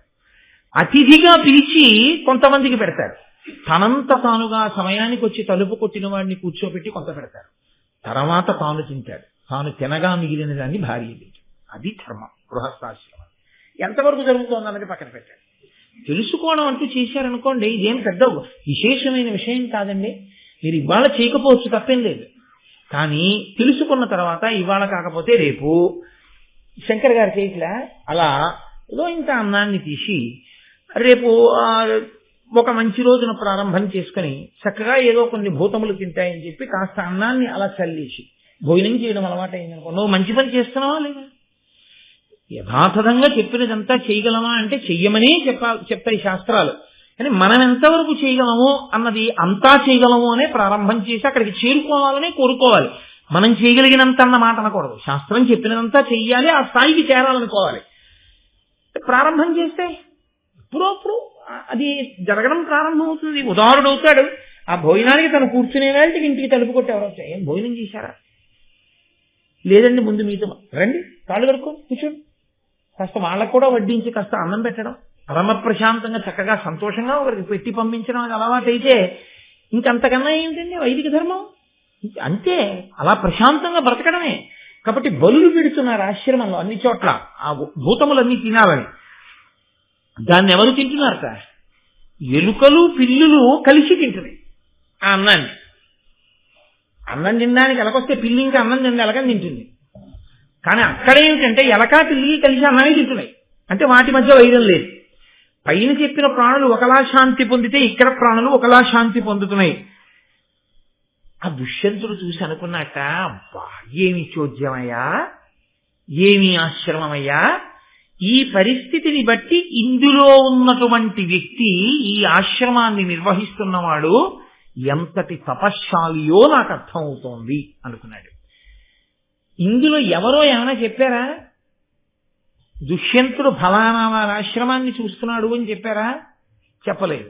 పోనీ దుష్యంతుడికి తెలిసని చెప్పారా? అది చెప్పలేదు. కాబట్టి ఇప్పటికీ దుష్యంతుడికి అది కణ్వాశ్రమం అని తెలుసా? నీకు నాకు తెలియదనే అనాలి కదండి. ఆ తర్వాత ఇప్పుడు ఆయన తన చుట్టూ కొద్ది మంది మంత్రులు మాత్రమే ఉన్నారు. వాళ్ళతో ఆయన అన్నాడు, అది కణ్వాశ్రమం అంటే ఆయనకి తెలుసా? తెలుసు. అది కణ్వాశ్రమం అన్న విషయం దుష్యంతునికి తెలుసు. ఆశ్రమం ఎవరిదో ఆయనకి తెలియకపోలేదు. కణ్వుడటువంటి వాడో కూడా ఆయనకి తెలుసు, ఎందుకంటే శకుంతలతో మాట్లాడుతూ బయటపడ్డాడు. కాబట్టి ఇప్పుడు అన్నాడు, అంతటి మహాత్ముడి దర్శనానికి నమస్కారానికి వెళ్లే ముందు నా వెంట ఏ విధమైన రాజలాంఛనములు ఉండకూడదు. మహాత్ముల దర్శనానికి వెళ్ళినప్పుడు ఆయన గురువు అంటే మనం లఘువు, ఆయనకన్నా మనం తక్కువ వాళ్ళం. కాబట్టి మనం మర్యాదతో వెళ్ళాలి. ఇంతమంది మంత్రులతో కలిసి నేను వెళ్ళకూడదు. కాబట్టి నేను ఒక్కడనే వెళ్ళి కన్నునకు నమస్కరించి ఆశీర్వచనాన్ని పొంది వస్తాను. ఇప్పుడు ఏమర్థం అవుతోంది మనకి? ఒక మహాత్ములు ఉన్నటువంటి, మహాత్ములు తపస్సు చేసినటువంటి, మహాత్ములు కొంతకాలం ఉన్నటువంటి ప్రాంగణాలు ఒక ఊరిలో ఉంటే నీకు దేవాలయ దర్శనం ఎంత గొప్పదో అంతకన్నా గొప్పది యథార్థానికి ఆ మహాత్ములు తపస్సు చేసిన ప్రదేశాన్ని దర్శనం చేయడం. అందుకు కదా మనం కంచి వెడితే పరమాచార్య తపస్సు చేసిన ప్రదేశాలు చూసొచ్చాం. తపోభూమి, ఆ శక్తి, ఆ వ్యక్తి వెళ్ళిపోవచ్చు శరీరం. ఆ తపస్సుకి సంబంధించినటువంటి ప్రకంపనల ప్రభావం ఉండిపోతాయి. అలా ఒక్కొక్క వ్యక్తి యొక్క తపప్రభావం యుగం మారిపోయినా ఉండిపోతుంది. ఋష్యశృంగుడి తపోప్రభావం త్రేతాయుగం, ద్వాపరయుగం దాటి కలియుగంలో కూడా ఉంది. శంకరాచార్యులు వారు వెళుతున్నప్పుడు కనిపెట్టారు. నేను మీతో తరచు మనవి చేసి చెప్తుంటాను ఆ విషయం. అందుకేగా శృంగగిరి పీఠం వచ్చింది అక్కడ. కాబట్టి ఆ తపోభూములను చూడాలి, అక్కడికి వెళ్ళాలి. అటువంటి మహాత్ములు ఉన్నారు అన్నప్పుడు వాళ్ళ ఆశీర్వచనం పొంది రావాలి. కాబట్టి ఆయన అన్నాడు, మీరు ఇక్కడ ఉండండి, మీరు ఇంతమందితో నేను వెళ్ళకూడదు, ఎందుకంటే అదొక మర్యాద, ఒక్కడిని వెళ్ళాలి, అది వినయం. మీరు ఉండండి, నేను వెళ్ళి కణ్వుడికి నమస్కరించి వస్తాను. కాబట్టి అది కణ్వాశ్రమము అన్న విషయం మాత్రం దుష్యంతుడికి తెలుసు. ఇప్పుడు ఆయన ఆశ్రమంలో కణువుని కోసమని చూస్తున్నాడు. ఆశ్రమ ప్రాంగణం అంటేనండి చెట్లు, పూల మొక్కలు అవి ఎక్కువ ఉండొచ్చు, కానీ కుటీరం ప్రధానంగా ఎవరిది ఉంటుంది? ఆయనది ఉంటుంది. ఎవరైనా కొద్ది మంది శిష్యులు ఉంటారు, అదే కానీ కొన్ని వేల మంది ఉండేటటువంటి ప్రాంగణం ఏం కాదు. ఏదో కొద్ది మంది శిష్యులు ఉంటే ఉండొచ్చు. నిర్మానుష్యంగా ఉంది, ఎవరు లేరు. కాబట్టి కణ్వుడేరి అని వెతుకుతూ ఆయన వెడుతున్నాడు. ఆయనకి అకస్మాత్తుగా ఒక అందమైన ఆడపిల్ల కనపడింది. చాలు, ఆ ఒక్క మాట చాలు. ఇంకంతకన్నా దానికి పెద్ద వర్ణనలు అనేటటువంటి ఆవిడ అందమైనది అని తెలుసుకోవడానికి, అందమైన శకుంతల అని నేను మాట అంటే చాలు, దానికి పెద్ద అంగాంగ వర్ణనం ఏం చేసి చెప్పక్కర్లేదు. కాబట్టి ఆ శకుంతలని చూశాడు ఆయన. చూసి ఆమె ఎవరో మాత్రం దుష్యంతుడికి తెలియదు. కాబట్టి కణ్వుని ఆశ్రమం అని తెలుసు, కణ్వుని దర్శనానికి వెళుతున్నాడు. అక్కడ అకస్మాత్తుగా ఒక అందమైన ఆడపిల్ల కనపడుతుందని ఆయన అనుకోలేదు. ఇప్పుడు కనపడింది, కానీ ఆయన పరాకు అయింది. ఎందుకని? అది మున్యాశ్రమం. అటువంటి చోట ఒక ఆడపిల్ల కనపడింది అంటే తాను రాజ్యమేలే ప్రభు. చాలా ఎంత తక్కువ వీలైతే అంత తక్కువే మాట్లాడాలి, ఎంతవరకు మాట్లాడాలో అంతవరకే మాట్లాడాలి, వెంటనే వెళ్ళిపోవాలి సాధ్యమైనంత తొందరగా. తప్ప ఎక్కువసేపు అక్కడ ఆడపిల్లతో మాట్లాడుతూ కూర్చోవడం రాజుగా రాజ్యాన్ని ఏలే వ్యక్తికి ఉండవలసిన ప్రవర్తన కాదు. కాబట్టి ఆయన అడిగాడు, కణ్వుడు ఉన్నారా? వారి యొక్క దర్శనానికి వచ్చాను. క్రచ్చరవేట వచ్చి ఇట కణ్వ మహాముని చూచిపోవగా వచ్చితి, ఎందుబోయిరొకో వారిని విని ఆ లతాంగి వారిచ్చట నుండి ఈ క్షణమ ఏగిరి కానకు పండ్లు తేర నీ వచ్చుటెరింగిరి నిజన వెల్లభ వరును ఒత్తురింతకున్. ఇదే నేను మీతో మనవి చేసింది. శకుంతల 3 రకాలుగా కనపడుతుంది ఈ ప్రత్యేకించి ఆఖ్యానమునందు అని. దుష్యంతుడు మాట్లాడినటువంటి మాట ఎంత తక్కువ మాట్లాడాడో ప్రారంభంలో ఆయన హృదయాన్ని సూచిస్తుంది. ఆయనకి ఇంకక్కడ దుష్యంతుడు ఆయన లేరు, కణ్వుడు లేరు అన్నారనుకోండి, అక్కడ నిలబడదామన్న ఊహ దుష్యంతునికి లేదు. కానీ కించిత్ బలహీనత మనసులో ప్రవేశించింది. ఈవిడెవరో చాలా అందంగా ఉంది, తెలుసుకోవాలని ఒక కుతూహలం మాత్రమే పడింది. కానీ తన ధర్మం తనకు అడ్డొచ్చింది. క్రచ్చరవేట వచ్చి ఇట కణ్వ మహాముని చూచిపోవగా వచ్చితి, ఎందుబోయురొక వారనినన్. ఇంతే, వేట కోసమని వచ్చాను ఇక్కడికి. చూడండి, ఏదో కాకినాడ వచ్చానంటే బంధువుల ఇంటికి పెళ్లికి వచ్చాను, ఒకసారి మిమ్మల్ని చూసుకోదామని వచ్చాను అంటుంటారు. అలా అంతే అన్నాడు ఆయన. ఇక్కడ వేటకు వచ్చాను, ఎలాగో వచ్చాను కదా అని ఒకసారి కణ్వ మహర్షిని దర్శనం చేసుకుని వెడదామని వచ్చాను. ఎటుబోయురో వారు ఎక్కడా లేరు, ఎక్కడికి వెళ్ళారు? ఇది స్వగతం, అంటే లోపల అనుకుంటున్న మాటని పైకనీసినట్టుగా అన్నాడు తప్ప ఆ పిల్లని అడిగినట్టుగా కూడా లేదు అసలు. ఏమ్మా ఎక్కడున్నారమ్మా, కణ్వ మహర్షి ఆశ్రమం అయినా ఏమిటి, ఎక్కడ కనపట్టలేదు, ఎక్కడికి వెళ్ళారమ్మా అని అన్నట్టు కానీ, నేను దుష్యంతుణ్ణి అని చెప్పినట్టు కానీ మీకు ఎక్కడా లేదు అన్నయ్య గారి భారతం. నేను అందుకే మీకు చెప్పింది, చాలా జాగ్రత్తగా చదవకపోతే పట్టుకోవడం కష్టం అవుతుంది ఈ ఆఖ్యానాన్ని. ఎందుపోయురొక వారనినన్ వినియా లతాంగి, లతాంగి అన్న మాట వేశారు అక్కడ. ఒక తీగ వంటి శరీరము కలిగినటువంటి శకుంతల జవాబు చెప్తోంది. ఇప్పుడు 2 రకాలుగా జవాబు చెప్పచ్చు. లేరు, ఎప్పుడు వస్తారో తెలియదు, అంటే మీరు ఇక్కడ ఉండక్కర్లేదు. ఆవిడ కూడా ఆయన అక్కడ ఉండడాన్ని ఇష్టపట్టలేదు, పరపురుషుడు ఇక్కడ ఎందుకు అన్నట్లుగా ఉందని. 2, ఆయన ఉండేటట్టుగా కూడా మాట్లాడచ్చు. ఎప్పుడు ఈయనెవరో ఆవిడికి తెలిసి ఉంటే, ఒకవేళ ఆవిడికి ఈయన్ని ఇంకొంచెం సేపు అక్కడ ఉంచుదామన్న ఆలోచన ఏమైనా ఉంటే,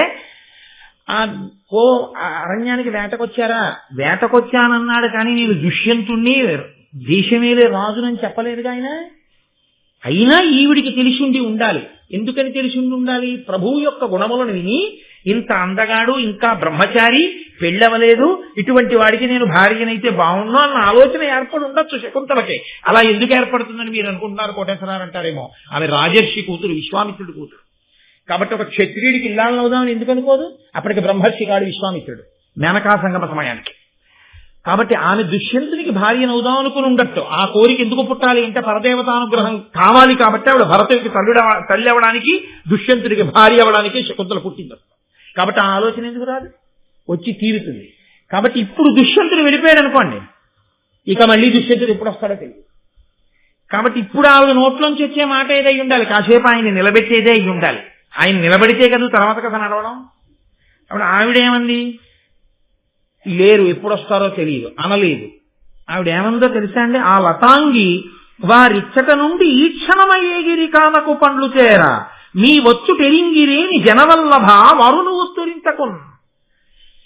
జనవల్లభ అంటే మహారాజా అని తెలుసుకుంది. అంటే ఈయన దుష్యంతుడు అని ఎవరికి తెలిసింది? శకుంతలకి తెలిసింది. ఈయన శకుంతల ఎవరికి తెలియదు? దుష్యంతుడికి తెలియదు. కానీ ఏం తెలుసు? ఈ పిల్ల చాలా అందంగా ఉందని మాత్రం ఆయన మనసులో తెలిసింది అంతే. ఇది నన్నయ్య గారు పైకి చెప్పకుండా దాచి మాట్లాడేటటువంటి అద్భుతమైన కవితారీతి. ఇది మీరు బాగా ధ్యానంతో పద్యాల్ని చదివితేనే ఆంతరముగా మీకు నాటకీయ సన్నివేశం మీ కన్నుల ముందు గోచరిస్తుంది. ఎవరు ఎవరి దగ్గరికి వచ్చారు, ఒక్క మాట మాట్లాడారు, ఎవరు ఎవరిని నిలబెట్టేటట్టు మాట్లాడుతున్నారో అర్థమవుతుంది. ఇప్పుడు ఆవిడేమంది, ఇప్పుడే వెళ్ళారంటే వెంటనే వస్తారా? రారు. ఎక్కడికి వెళ్ళారు? అడవిలోకి పళ్ళు తేవడానికి వెళ్ళారు. అడవిలోకి పళ్ళు తేవడానికి వెళ్ళిన వాడు పక్కింట్లోకి వెళ్ళి దర్భరించుకోవడానికి వెళ్ళిన వాడు కాడు. కాబట్టి అడవిలోకి వెళ్ళాడంటే ఎంత దూరం పెడతాడో, ఎప్పటికా పళ్ళు సమీకరిస్తాడో, ఎప్పుడు తిరిగి వస్తాడో ఏం తెలుసు. కాబట్టి ఇప్పుడు దుష్యంతులు అయితే సరే అని వెళ్ళిపోవచ్చు కబుక్కుని. ఆవిడ వెంటనే ఏముందో తెలుసా అండి, అలా వెళ్ళిపోకుండా నిలబడేటట్టుగా చేయడానికి ఒక మాట ప్రయోగించి, నీ వచ్చుటెరింగిరేని జనవల్లభ అరును ఒత్తురింతకున్. మీరు వచ్చారని తెలిస్తే ఆయన వస్తారండి. ఆయన అంటే ఇప్పుడు నేను వచ్చానని తెలిస్తే ఆయన వస్తారంటే, అమ్మా ఇప్పుడు మరి నేను వచ్చానని ఎలా తెలుస్తుంది అని ఒక గడియ మళ్ళీ ఆలోచించడానికి నిలబడే స్థితి వచ్చిందా లేదా? ఆ వచ్చిన వాడు దుష్యంతుడిని శకుంతలకి తెలుసు. జనవల్లభ అని మాటేసి నేను మీతో మనవి చేశాను. అది పెద్ద విశేషం కాదు. ఎందుకని అంటే మున్యాశ్రమములలో ధర్మం గురించి మాట్లాడుకుంటారు. ప్రభువు ధార్మికంగా ఉన్నాడా, యజ్ఞాగాదులు చేస్తాడా, వేద ప్రమాణమును నమ్మినవాడేనా, ధర్మానికి నిలబడతాడా, ఇవి మాట్లాడుకుంటున్నప్పుడు ఆయన బలం, ఆయన దర్పం, ఆయనకు ఉన్నటువంటి యవ్వనం, ఆయన అతిశయం, ఆయన పుట్టిన వంశం, ఆయన ఏలుతున్నటువంటి దేశం, ఆయనకున్నటువంటి గొప్పతనం, ఇవన్నీ ఆశ్రమంలో మాట్లాడుకుంటున్నప్పుడు ఒక రాజర్షి కూతురుగా ఆమె మనసు ఆయన యందు ప్రచోదనమయ్యున్న కారణం చేత ఇప్పుడు ఆయన గురించి వర్ణించిన అందచందాలను విని చూడగానే ఇతను దుష్యంతుడిని గుర్తుపట్టి ఉన్నది శకుంతల అన్న విషయాన్ని మీకు చెప్పకుండా చెప్పడం అన్నయ్య గారి కవిత్వంలో గొప్పతనం. కాబట్టి ఇప్పుడు వెళ్ళిపోకూడదు దుష్యంతుడు. అంటే దుష్యంతుడిని నిలబెట్టి మాట్లాడాలన్న కోరిక ముందే ఎవరికి పుట్టింది? శకుంతలకు పుట్టిన. చెప్పారా అన్నయ్య గారు? మీరు పట్టుకోవాలి. ఎలా అంటే ఇక్కడ మీరు ఆ నాటకాన్ని దర్శనం చెయ్యాలి. ఆ లోపలికి ఒక్క దుష్యంతుడే వెళ్ళినప్పుడు శకుంతల మాట్లాడుతున్న తీరుని బట్టి మీరు పట్టుకోవాల్సి ఉంటుంది. ఎందుకంటే అంత అడిగి తీసుకుంటారా, పద్యానికి అర్థం చెప్పచ్చు కదా అనొచ్చేమో అంటారు మీరు. దీన్ని బట్టి చెట్ట చివరి నేను మాట చెప్పవలసి ఉంటుంది మీకు. లేకపోతే మీరు అకస్మాత్తుగా ఓ నిర్ణయానికి వచ్చి మీ ఉత్తరీయాలు దులిపేసుకుని తీర్పు చెప్పి వెళ్ళిపోతారు మీరు. అందుకని నా భయం, అందుకని నేను ఇదంతా తలకొట్టుకు చెప్పుకుంటూ వస్తున్నాను. కాబట్టి ఇప్పుడు దుష్యంతుడికి ఆమెని పరిశీలనంగా చూస్తే బాగుండదు. అసలు నేను కణువుని కలుసుకోవడానికి వచ్చాను, కణువుడు లేడు. వెళ్ళిపోదామా అంటే మీరు వచ్చారని తెలిస్తే వస్తారంది. నేను వచ్చానని తెలియాలంటే ఏం చేయాలి? ఎవరో వెళ్ళి చెప్పాలి అంటే దుష్యంతుడు వచ్చాడని. చెప్పడానికి ఎవరున్నారు అక్కడ? ఎవరు ఉన్నట్టు లేదుగా అక్కడ. ఎక్కడన్నా చెప్పారా అన్నయ్య గారు ఏమన్నా ఉన్నారని? ఎవరు లేరు. మరి ఎలా పెడుతుంది వార్త? అంటే ఎవరూ లేని చోట ఏకాంతమునందు అసలు ఇంకా శకుంతలతో మాటలు కొనసాగించడానికి అవకాశం ఒకటి ఇప్పుడు దుష్యంతుడికి దొరికింది. ఆ అణువు శకుంతల ఇస్తే ఇప్పుడు ఆయనకి మనసులో ఉన్న కోరిక ఏమిటి? ఈవిడ మునికన్యే దుష్యంతుల ఆశ్రమంలో ఉంది. సాధారణంగా ఇక్కడ ఎవరు ఉంటారు? మునికన్యలు ఉంటారు. మునికన్య అంటే బ్రాహ్మణ కన్య. నేను క్షత్రియుణ్ణి, రాజుని. కాబట్టి ఆమెను అలా చూడకూడదు, తప్పు. ఆమె చాలా అందంగా ఉందని నా మనసు ఇంకొక మెట్టు పైకి ఎక్కకూడదు, దోషం అయిపోతుంది, నా వల్ల ధర్మం తప్పిపోతుంది. కాబట్టి అసలు ఈ అమ్మాయి ఎవరో తెలుసుకోవాలనుంది. ఒక భూమిని లేటటువంటి రాజు, ఇంత రాజ్యాన్ని లే రాజు, అమ్మాయి నువ్వెవరు? వాళ్ళ నాన్నగారు లేరంటే కణువుడు లేడు అని చెప్పినప్పుడు నువ్వెవరు, నీ పేరేమిటి, ఏం చేస్తుంటావు ఇక్కడ అని అడిగాడు అనుకోండి, నీకు ఎందుకే అవన్నీ అని అనుకోండి, అప్పుడేమవుతుంది? అంతకన్నా అవమానం ఇంకోటి ఉంటుందే. అందుకని ఇప్పుడు తెలుసుకోవాలనుంది, ఎలా తెలుసుకోవాలో తెలియట్లేదు. ఇది మునికన్యయేని మరి ఏలకో ఈ లతాంగియందు నా హృదయము తద్దయం తగిలే ఇప్పలు కింకను నమ్మనేరా నయ్యద విజితేంద్రియుండనగ నిమ్ముని బాయక ఇందునంచు నానిది కలరూపెరుంగా అవనీపతి యుచ్చుకడయ్య ఆత్మలోన్. ఇది మునికన్యయేని మరి ఏలకో ఈ లతాంగియందు నా హృదయము తద్దయం తగిలే. నాకు చాలా ధర్మం ఉంది, నేను చాలా జాగ్రత్తగా ఉంటాను, ఈమె మునికన్య అయితే నా మనసు ఈమె యందు నిలబడదు. వెళ్ళారంటోంది, నేను కణ్వుడి కూతురునంటోంది. కణ్వుడి కూతురైతే ఈ అమ్మాయి నాకు నమ్మశక్యంగా లేదు. ఎందుకు నమ్మశక్యంగా లేదు? అయ్యదా విజితేంద్రియుండనగ ఇమ్ముని బాయక విందు అంచు దానిది కలరూపెరుంగ అవనీపతియుచ్చుకొడయ్య ఆత్మలోన్. విజితేంద్రియుడు, ఊర్ధ్వరేతస్కుడు, నిత్య బ్రహ్మచర్య తపోనిష్టా గరిష్ఠుడు, సన్యాసాశ్రమమునందున్నవాడు, అసలు అలా సంసారమునందు ఆయనకి స్పర్శ లేనివాడు అని నేను కణ్వుడి గురించి విన్నాను. ఆయన అటువంటి వాడే అని ఆశ్రమం కూడా చెప్తోంది. మరి కూతురు ఎలా ఉంది? మా నాన్నగారు అంటుందేమిటి? సరే, ఎలాగో చిన్న అవకాశం ఒకటి ఇచ్చింది కదా, మీరు వచ్చారంటే ఆయన వస్తారందిగా. ఈ లోపల మీరు వచ్చారంటే ఆయన వస్తారంటే ఆయన వచ్చేదాకా నేను ఏదో మాట్లాడుతూ ఉండొచ్చు, ఎలా తెలుస్తుందన్నమాట పక్కన పెట్టి ఇంకో 2 ప్రశ్నలు వేస్తే వచ్చి నష్టం ఏమిటి? ఒక్కడుగు ముందు చేయగలిగాడు. ఆయన అన్నాడు,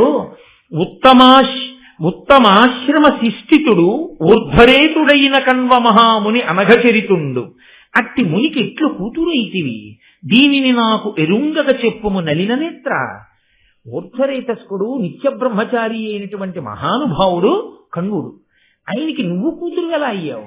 నాకు తెలిసి కూతుళ్ళుండే అవకాశం లేదు, ఆయనకి బిడ్డలు లేరు, నువ్వు ఎలా కూతురు అయ్యావు అని అడిగాడు. సరే, అప్పుడు ఆవిడ తన గురించి తాను, తన పేరు తాను చెప్పకుండా ఇక్కడ నన్నయ్య గారు ఒక గొప్ప గమ్మత్తు చేశారు.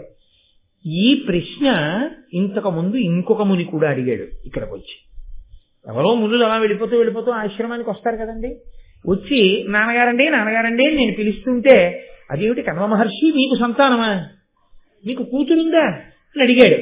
అడిగితే మా నాన్నగారు కణ్వ మహర్షి ఆ మునికి నా జనన కథ చెప్తుంటే నేను విన్నాను. అది మా నాన్నగారు ఏ మాటలలో చెప్పారో ఆ మాటలలో నేను మీకు చెప్తాను వినమని విశ్వామిత్రుడు మహానుభావుడు రాజర్షి అయి బ్రహ్మర్షిత్వాన్ని పొందడం కోసం తపస్సు చేస్తుండగా దేవేంద్రుడు మేనకని ఆయన యొక్క తపస్సుని భంగపరచడానికి వెళ్ళమని కోరాడు. ఆవిడంది, ఆయన పేరు చెప్తే ధరణీ చక్రమే గడగడలాడిపోతుంది, కులపర్వతాలు ఉడికిపోతాయి, సముద్రం ఇసుకతోనే పడేటట్టు ఇంకిపోతుంది ఆయన కోపానికి. ఆయన ముందుకెళ్ళి నేను నిలబడనా అవలనంది. నీకేం పర్వాలేదు, ఆ భయం వెళ్ళమన్నాడు. సరే, మేనక వచ్చింది, నిలబడింది. అది వసంత ఋతువు. ఆయన ఆవిడ యందు అనురక్తుడయ్యాడు విశ్వామిత్రుడు. అంతవరకు చాలు, ఫలితమేదో చెప్పుకుంటే చాలు, మిగిలిన వర్ణనల గురించి పెద్ద విశేషం ఏముండదు. కాబట్టి అది సాహిత్య దృష్టితో చూడవలసినటువంటి విషయాలంతే. కాబట్టి ఆయన అనురక్తుడయ్యాడు ఆమె యందు. ఇద్దరు చాలా కాలం సంతోషంగా అక్కడ కాలం గడిపారు. కాలం గడిపినటువంటి కారణం చేత మేనకకి కుమార్తె పుట్టింది. మేనక విశ్వామిత్రులకు పుట్టింది. ఇప్పుడు ఆ పిల్లని విడిచిపెట్టి మాలిని అనబడేటటువంటి నదీ తీరంలో ఆ పిల్లని పడుకోబెట్టేసి మేనక వెళ్ళిపోయింది. ఎవరి ధర్మం వాళ్ళది, వాళ్ళ అప్సరసలు, వాళ్ళకి భవబంధాలు ఏమి ఉండవు. ఆవిడ వెళ్ళిపోయింది. విశ్వామిత్రుడు తపస్సు చేసుకోవడానికి ఆయన వెళ్ళిపోతాడు.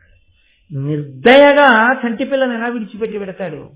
తన తపస్సు యొక్క ప్రభావమును ఆ పిల్లకి కాపుగా ఉంచి వెళ్ళిపోయాడు. అలా ఉంచి వెళ్ళిన కారణం చేత ఏమైందంటే ఆ ప్రభావము అక్కడ ఉండేటటువంటి పక్షుల యందు ప్రవేశించింది. ఇప్పుడు ఆ పక్షులకి ఈ పిల్ల యందు మాతృప్రేమ ఏర్పడింది. ఆ పిల్లని కాపాడాలి అని. ఆ పిల్ల ఆకుల దొప్పలలో పడుకునుంది నదీ తీరంలో. చెలగిలేవనేచ్చు చిరుతక దాని వ్యాధ ఘోర మృగములు అశన బుద్ధి పట్టకుండా చెట్టుపల కప్పి రక్షించుకొని శకుంత తతులు కుడియుండే. అక్కడ వ్యాధ ఘోర మృగములు అశన బుద్ధి పట్టకుండా, ఘోరమైన మృగాలు వస్తాయి అరణ్యంలో, రాక్షసులు తిరుగుతుంటారు. ఇవి కాకుండా ఈషాదులైనటువంటి వాళ్ళు తిరుగుతుంటారు. ఎవరైనా పిల్లకి హాని చేయకుండా, క్రూర మృగములు తినేయకుండా ఎవరైనా చెడుతున్నారు అనేటప్పటికీ ఈ పక్షులన్నీ వచ్చి తమ యొక్క రెక్కలను ఆ పిల్ల మీద కప్పేసి అక్కడ పిల్లుంది అని తెలియకుండా కాపాడుతుండేవి. అలా పిల్లని కాపాడుతుండడంలో ఆ పిల్ల ఎవరైనా వస్తే చాలు రెక్కలు కప్పేవి. వాటి పిల్లలకి ఎలా తెచ్చి ఆహారం పెడతాయో అలా ఆహారం తెచ్చి నోట్లో పెడుతుంది. ఈ పిల్ల అలా పెరిగి పెద్దదవుతోంది. శకుంతలములు అంటే పక్షులు, వాటి యొక్క చెట్టుపల కప్పి రక్షించు, రెక్కల చేత రక్షింపబడింది కాబట్టి, శకుంతలముల చేత రక్షింపబడింది కాబట్టి ఆ పిల్లకి శకుంతల అని పేరు వచ్చింది. పుట్టి తల్లిదండ్రుల చేత రక్షింపబడింది కాదు, పక్షుల రెక్కల చేత రక్షింపబడింది కాబట్టి శకుంతల. ఇప్పుడు ఒకనాడు కణ్వ మహర్షి అలా పెడుతున్నాడు. కణ్వ మహర్షి అంటే సమస్త భూతములకు తెలుసు ఆయన గొప్పతనం ఏమిటో, కాబట్టి కదా అంత ప్రశాంతంగా ఉన్నాయి. ఈయన వస్తున్నప్పుడు మనం కప్పి దాచడం ఎందుకు, అపకారం చేసేవాడు కాదు కాబట్టి పక్షులు రెక్కలు ఆచ్ఛాదించలేదు. ఇప్పుడు కణ్వ మహర్షి ఆ పిల్లని చూశారు. ఆయన కరుణామయుడు, అపారమైన భూతదయ కలిగిన వాడు, అంతటా బ్రహ్మమును చూసేవాడు. అయ్యో ఆడపిల్ల పసిగుడ్డు ఇక్కడ ఉండిపోయింది, బహుశా ఒక్కసారి దివ్య దృష్టితో చూసుంటాడు. విశ్వామిత్రుడి తేజస్సు, కారణజన్మురాలు, ఈమెని పరదేవత ఒక ప్రత్యేక కారణానికి పుట్టించి ఉంటుంది అని తెలుసుకోలేనంత అమాయకుడు కాడుగా కణ్వుడు. కాబట్టి ఇప్పుడు ఆ పిల్లని ఎత్తుకుని ఆశ్రమానికి తీసుకెళ్ళాడు. ఆ పిల్లని పెంచి పెద్ద చేస్తున్నాడు. పిల్లని పెంచి పెద్ద చేసినటువంటి కారణం చేత ఆ పిల్లకి తెలుసున్నవాడు ఆయన ఒక్కడే. అందుకని ఆ పిల్ల ఆయన్ని నాన్నగారండి నాన్నగారండి నాన్నగారండి అంటుండేది. ఆయన కూడా కూతుర్ని పెంచి పెద్ద చేసినట్టే పరమ ప్రేమతో ఆ పిల్లని పెంచి పెద్ద చేశాడు. అదయ్యా నా కథ. అందుకని నేను విశ్వామిత్రుని యొక్క కూతుర్ని, రాజర్షి విశ్వామిత్రుడి కూతుర్ని. బ్రహ్మర్షి విశ్వామిత్రుడు కాదు. బ్రహ్మర్షి విశ్వామిత్రుడైతే ఇహ కూతుళ్ళు కొడుకులు అవకాశాలు ఏమి ఉండవు. కాబట్టి రాజర్షి విశ్వామిత్రుడు కొడుకునంటే క్షత్రియ సంబంధం ఉంది అప్పటికి, ఇంకా బ్రాహ్మణ్యమును పొందినవాడు కాడు.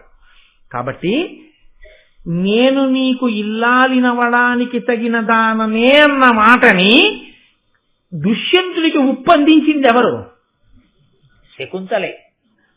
తన జనన కథని చెప్తున్న తీరులో ఆయన అడిగేటట్టు ఉత్సుకత కల్పించి, నేను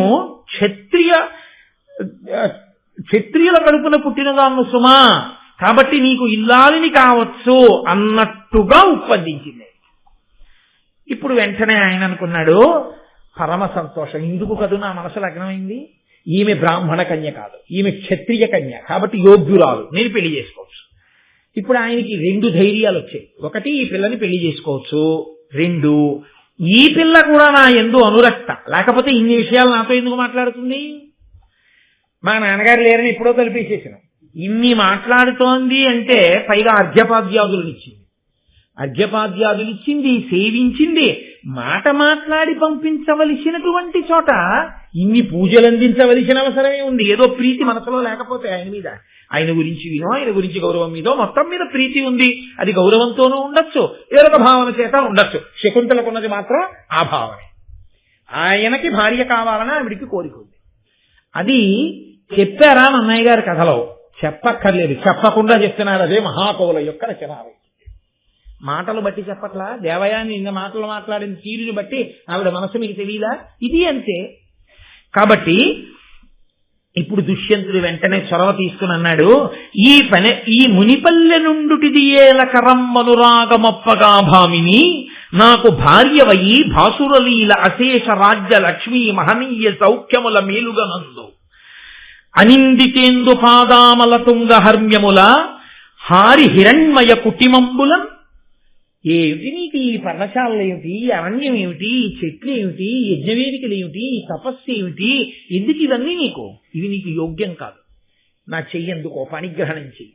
నాకు పత్నివై అశేషమైనటువంటి నా రాజ్యాన్ని పరిపాలించేటటువంటి రాజునైన నాకు ఇల్లాలివై మహారాజ్ఞివిక అయి మలినము తగలనటువంటి బంగారముతో నిర్మింపబడినటువంటి గొప్ప గొప్ప మందిరములలో సంతోషంగా కాలం గడుపు అని ఆయనే ఒక ప్రతిపాదన చేశాడు. రాజులకు, క్షత్రియులకు అనేకమైన పద్ధతులు ఉన్నాయి వివాహం చేసుకోవడానికి. నేను నిన్ను గాంధర్వ విధిని వివాహం ఆడతాను, నీకు అభ్యంతరమా అన్నాడు. అంటే ఆవిడంది, నీవు గాంధర్వ విధిని వివాహం చేసుకోవడం ఎందుకు? కాసేపట్లో మా నాన్నగారు వస్తారు, మా నాన్నగారికి చెప్పి మా నాన్నగారు సంతోషంగా కన్యాదానం చేస్తారు, చేసినప్పుడు నన్ను ఇల్లాలని చేసుకో అంది. అంటే ఆయన అన్నాడు, ఒకసారి స్వరం ఇచ్చింది కదండి, ఎక్కువ మాట్లాడే అవకాశం ఇచ్చిందిగా, కాబట్టి ఆయన స్వర ఆయనది. ఆయన అన్నాడు, అలా ఉండవలసిన అవసరం ఏం లేదు. ఎందుకని కణ్వుడు వచ్చాడు అనుకోండి, ముహూర్తాలు అది చూస్తాడు, అది ఎప్పుడైనా పెట్టచ్చు ముహూర్తం అన్నది. గాంధర్వ విధిని వివాహం చేసుకోవచ్చు, ఇప్పుడే నిన్ను నా భార్యని చేసుకోవాలనుకుంటున్నాను, కాబట్టి గాంధర్వ విధి అన్న మాటలో రహస్యం ఏమిటో తెలుసా? దానికి వైదిక ప్రక్రియ ఏమీ ఉండదు. దానికి ఓ ముహూర్త నిర్ణయం చేయడం కానీ, ఓ అగ్నిహోత్రాన్ని వేల్చడం కానీ, దానికి ఒక మంత్రం కానీ, ఓ కల్పం కానీ ఏమీ ఉండవు. ఓ బంధువులు రావడం కానీ, ఓ తల్లిదండ్రులు ఉండడం కానీ, ఓ తెరసాపు పట్టుకోవడం కానీ ఏమీ ఉండవు. నీకు నువ్వే బంధువు, నీకు నువ్వే తల్లి, నీకు నువ్వే తండ్రి, నీకు నువ్వే అన్ని, నువ్వే వచ్చేయడం, పీటల మీద కూర్చోవడం, నీ మెడలో నేనో దండ, నా మెడలో నువ్వో దండ, అంతే అయిపోయింది. కాబట్టి తనకు మరి తాన చుట్టంబు తాన తనకు గతియు కన్నిచ్చుతో తాన కర్త ఎనగ వనజనేత్ర గాంధర్వ వివాహమతి రహస్యమును అమంత్రకమును అగుచు నొప్పు. ఆ పెళ్లి ఎలా ఉంటుందో కూడా చెప్పాడు. అది రహస్యంగా ఉంటుంది, ఎవ్వరికి తెలియదు. వాళ్ళిద్దరూ పెళ్లి చేసుకున్నారు, కానీ ధర్మానికి కట్టుబడిపోతారు. ధర్మానికి కట్టుబడి గాంధర్వ వివాహం ఎవరికి తెలియదు కదా అని చెప్పి నిన్ను నేను ఎప్పుడు పెళ్లి చేసుకున్నాను అనకూడదు. ధర్మానికి కట్టుబడి ఉండగలగాలి. అందుకని క్షత్రియులకి ఇచ్చారు అధికారం, అలా ఉంటారని. కాబట్టి రహస్యంగా చేసుకోవచ్చు, అవైదికం, దానికి మంత్రభాగం ఉండదు. నీకు నువ్వే కన్యాదాత, నువ్వు నా యందు ప్రీతి పొంది నిన్ను నువ్వుగా నాకు సమర్పణం చేసుకుంటావు. తండ్రి నిర్ణయం చేసి నిన్ను నాకు కన్యాదానం చేయడం కాదు, నువ్వే బంధువు, అందుకని ఇంకొకరు ఉండరు, నువ్వే అన్ని అయి నన్ను చేరుకుంటావు. ఆవిడ ఒక గొప్ప కోరిక ఒకటి కోరి, అలాగే క్షత్రియులకి ధర్మం అంటున్నావుగా, నేను నీకు పత్నిని కావడానికి గాంధర్వ విధిని వివాహం చేసుకుంటానంటున్నావుగా, అలాగే చేసుకుందాం గాంధర్వ విధిని వివాహం. కానీ నరనుత నీ ప్రసాదమును నాకు దయించిన నందనున్ మహీగురుతర యవ్వరాజ్యమునకుందయతోన భిషిక్తు చేయగా వరము ప్రసన్న బుద్ధి అరవద్యముగా దయతేయు నిర్మితో నిరుపమ కీర్తి ఇట్లయిన నీకును నాకును సంగమంబవును. ఇప్పుడు వివాహం అయిపోయిన తరువాత నీ అనుగ్రహం వల్ల నాకు పుట్టేటటువంటి కుమారుడు ఎవరుంటాడో ఆ కుమారుడికి యవ్వరాజ్య పట్టాభిషేకం చేస్తానని నువ్వు నాకు మాట ఇస్తే నేను నిన్ను గాంధర్వ విధిని వివాహం చేసుకుంటాను. తప్పకుండా నువ్వే మహారాజ్ఞివి, నా పత్నివి, కాబట్టి నిన్ను నేను మహారాజ్ఞిగా పత్నిగా స్వీకరించి నీ యందు కలిగినటువంటి కుమారుడికి యవ్వరాజ్య పట్టాభిషేకం చేస్తాను. ఇద్దరూ గాంధర్వ విధిని వివాహం చేసుకున్నారు. ఇద్దరూ కూడా సంతోషంగా దంపతులుగా జీవనమును ప్రారంభం చేశారు అక్కడ. దాని వలన ఆయన అన్నాడు, తిరిగి వెళ్ళిపోతూ ఇంకా కణ్వుడు రాలేదు. ఆయన వెళ్ళిపోతూ అన్నాడు, నేను వెళ్ళి కణ్వ మహర్షికి ఈ విషయం తెలిసి నిన్ను పంపించేటట్టుగా అత్యంత మర్యాదాపురస్సరంగా మంత్రుల్ని పంపిస్తాను. ఆ మంత్రులు వచ్చి కణ్వుడికి నమస్కరించి జరిగిన విషయం చెప్పి నిన్ను తీసుకుని రాజ్యానికి తీసుకొస్తారు. కాబట్టి నీవు ఇక్కడ ఉండు, నేను బయలుదేరుతున్నాను, గౌరవంగా తీసుకెళ్లడం మర్యాద, అందుకని నేను వెళుతున్నానన్నాడు. వెళ్ళి మంత్రులతో కలిశాడు, తన రాజ్యానికి తాను వెళ్ళిపోయాడు. కొంతసేపటికి కణ్వుడు తిరిగి వచ్చాడు. గడగడలాడిపోయింది శకుంతల. ఆయన తెలుసుకోలేనివి ఏమైనా ఉంటాయా? త్రికాలమేది తెలుసుకోగలడు. తాను చేసిన పనికి తండ్రి ఏమి నింద చేస్తాడో అని వెంగపెట్టుకోడు. ఆ కణ్వుడు వచ్చి అన్నాడు, తెలుసుకున్నానమ్మా, నువ్వు ధర్మం తప్పలేదు, క్షత్రియుణ్ణి వివాహం చేసుకున్నావు, గాంధర్వ విధిని వివాహం అయిన తర్వాత భర్తతో కలిసి సంతోషంగా కాలం గడిపావు, కాబట్టి తల్లి నీ యందు ధర్మమును ఉల్లంఘించినటువంటి దాఖలాలు లేవు, కాబట్టి నిన్ను నేను తప్పు పట్టట్లేదు, నీకు వరం ఇస్తాను, ఏం కావాలో కోరుకో, నేను ఇంట్లో లేకపోయినా ఆశ్రమంలో లేకపోయినా అంత ధర్మమునకు కట్టుబడి ప్రవర్తించావు కనుక నీకు వరం ఇస్తున్నానంటే దీన్ని బట్టి ఏమర్థమవుతోంది? శకుంతల యందు దోషం లేదు ప్రవర్తనలో, కాబట్టి నువ్వు వరం పుచ్చుకో అని అడిగాడు. అడిగితే ఆవిడంది, నాకు ఎప్పుడూ ధర్మమునందు మనసు నిలబడేటట్టుగా వరం ఇమ్మంది. చాలా సంతోషం, ఆ వరం ఇస్తున్నాను, ఇంకేం కావాలని అడిగాడు. నాకు జన్మించేటటువంటి కుమారుడు ఎవరుంటాడో వాడు ఆయువు, ఆరోగ్యము, బలము, ఐశ్వర్యము కలిగి ఉండడమే కాకుండా వాడు వంశకర్త కావాలి, వాడు మహాపురుషుడు కావాలి వంశంలో, వాడి పేరు మీద ఈ వంశం పిలవబడాలి, అంతటి మహాపురుషుడు నా కొడుకు అయ్యేటట్టుగా అనుగ్రహించండి అని. ఆయన తథాస్తు అని ఆయన అన్నారు. తల్లి, ఇది సాధారణంగా ఆడపిల్లల ఇంట్లో తండ్రులు పిలిచేటటువంటి పిలుపు. ఒరే నాన్న, అమ్మా, సాధారణంగా ఆడపిల్లని పిలిస్తే అమ్మా ఇలా రారా ఒకసారి అంటాం తప్ప అమ్మాయి అనం, అమ్మా అంటాం ఆడపిల్లని. లేకపోతే ఒరే తల్లిగడి ఇలా రా అంటాం. నన్నయ్య గారి నోట్లోంచి కూడా అలాగే పడింది. ఆ ప్రేమ కణ్వుడు పెంచి పెద్ద చేసిన తండ్రి ప్రేమ. ఆ తండ్రి ప్రేమ ఆయన గంటల్లోంచి ఒలికింది. తల్లి, నీ కులగోత్ర సౌందర్యములకు తగిన పతి కంటివి, దానికి తగగా గర్భమయ్యే నీదు గర్భమున వాడకిల భువన వహన మహనీయుడకు చక్రవర్తి సొమ్ము. నీవు క్షత్రియ కులంలో పుట్టిన వాడిని వివాహం చేసుకున్నావు, తగిన భర్త, అన్ని విషయాలలోనూ నీకు తగినవాడు. ఇప్పుడు నీ గర్భం పండి నీకు పుట్టబోయేటటువంటి కొడుకు అఖిల భువనములను శాసించగలిగినటువంటి మహనీయమూర్తి అయినటువంటి చక్రవర్తి అవుతాడు అన్నాడు. కొంతకాలమైంది, ఆవిడికి కొడుకు కూడా పుట్టేశాడు. అంటే ఎవరు తన మాట నిలబెట్టుకోవడం మర్చిపోయాడు? దుష్యంతుడు. మంత్రులను ఇలా వెళ్ళి అలా పంపుతాడన్నవాడు ఆమెకి కొడుకు పుట్టడం కూడా అయిపోయింది. కానీ ఆయన మాత్రం మంత్రుల్ని పంపలేదు. ఆ పిల్లవాడు అమితోగ్రాటవిలోన కృమ్మరు వరాహ వ్యాళ శార్దూల ఖడ్గ మదేవాదుల పట్టి తెచ్చి ఘనుడై కణ్వాశ్రమోపాంత భూజములంతోలిన కట్టుచుం బలిమిమై శాకుంతులుండొప్పే వన్య మధేభంబుల నిక్కుచున్ తగిలి నానాశైశవ క్రీడలం. ఆ పిల్లవాడు చాలా చిన్నప్పటి నుంచి వాడెళ్ళి పులుల్ని, సింహాల్ని, చిరత పులుల్ని, ఖడ్గమృగాల్ని అన్నిటినీ బాగా వాటితో పోరాటం చేసి తాళ్ళేసి కుక్క పిల్లల్ని తీసుకొచ్చినట్టు తీసుకొచ్చి ఆశ్రమం ఎదురుగుండా ఉన్న చెట్లన్నింటికి వాటిని కట్టేస్తుండేవాడు. కట్టేసి వాడు ఒక పెద్ద ఏనుగు మీద ఎక్కి కూర్చుని అడవిలో తిరుగుతుండేవాడు. ఆయన బలాన్ని చూసి సర్వదమనుడు, అన్నిటినీ కూడా నిగ్రహించగలిగిన వాడు అని పిలిచారు అక్కడ ఉండేటటువంటి వాళ్ళందరూ.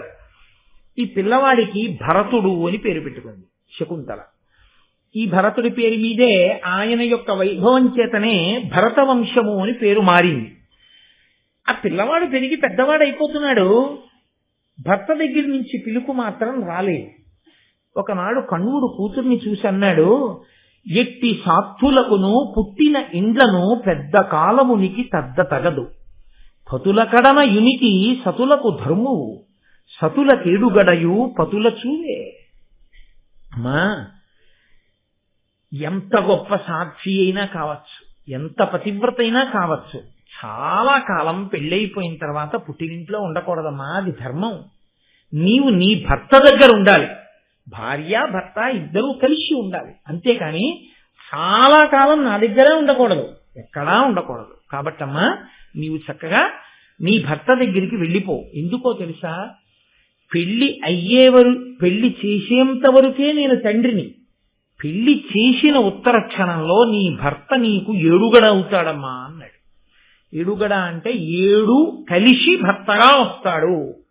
అందుకే భర్త భార్య తరించేటట్టుగా ఆమె చెయ్యి పట్టుకున్నందుకు ఆమెని ధర్మపదంలో, భక్తి మార్గంలో, ఈశ్వర మార్గంలో తాను నడిపించి ఆమె జీవితాన్ని ఉన్నత పథంలో నిలపగలిగిన వాడై ఉండాలి. కాబట్టి తల్లి, తండ్రి, గురువు, దైవము, పురుషుడు, విద్య, దాత 7 కూడా భర్తయే అయి ఉంటాడు.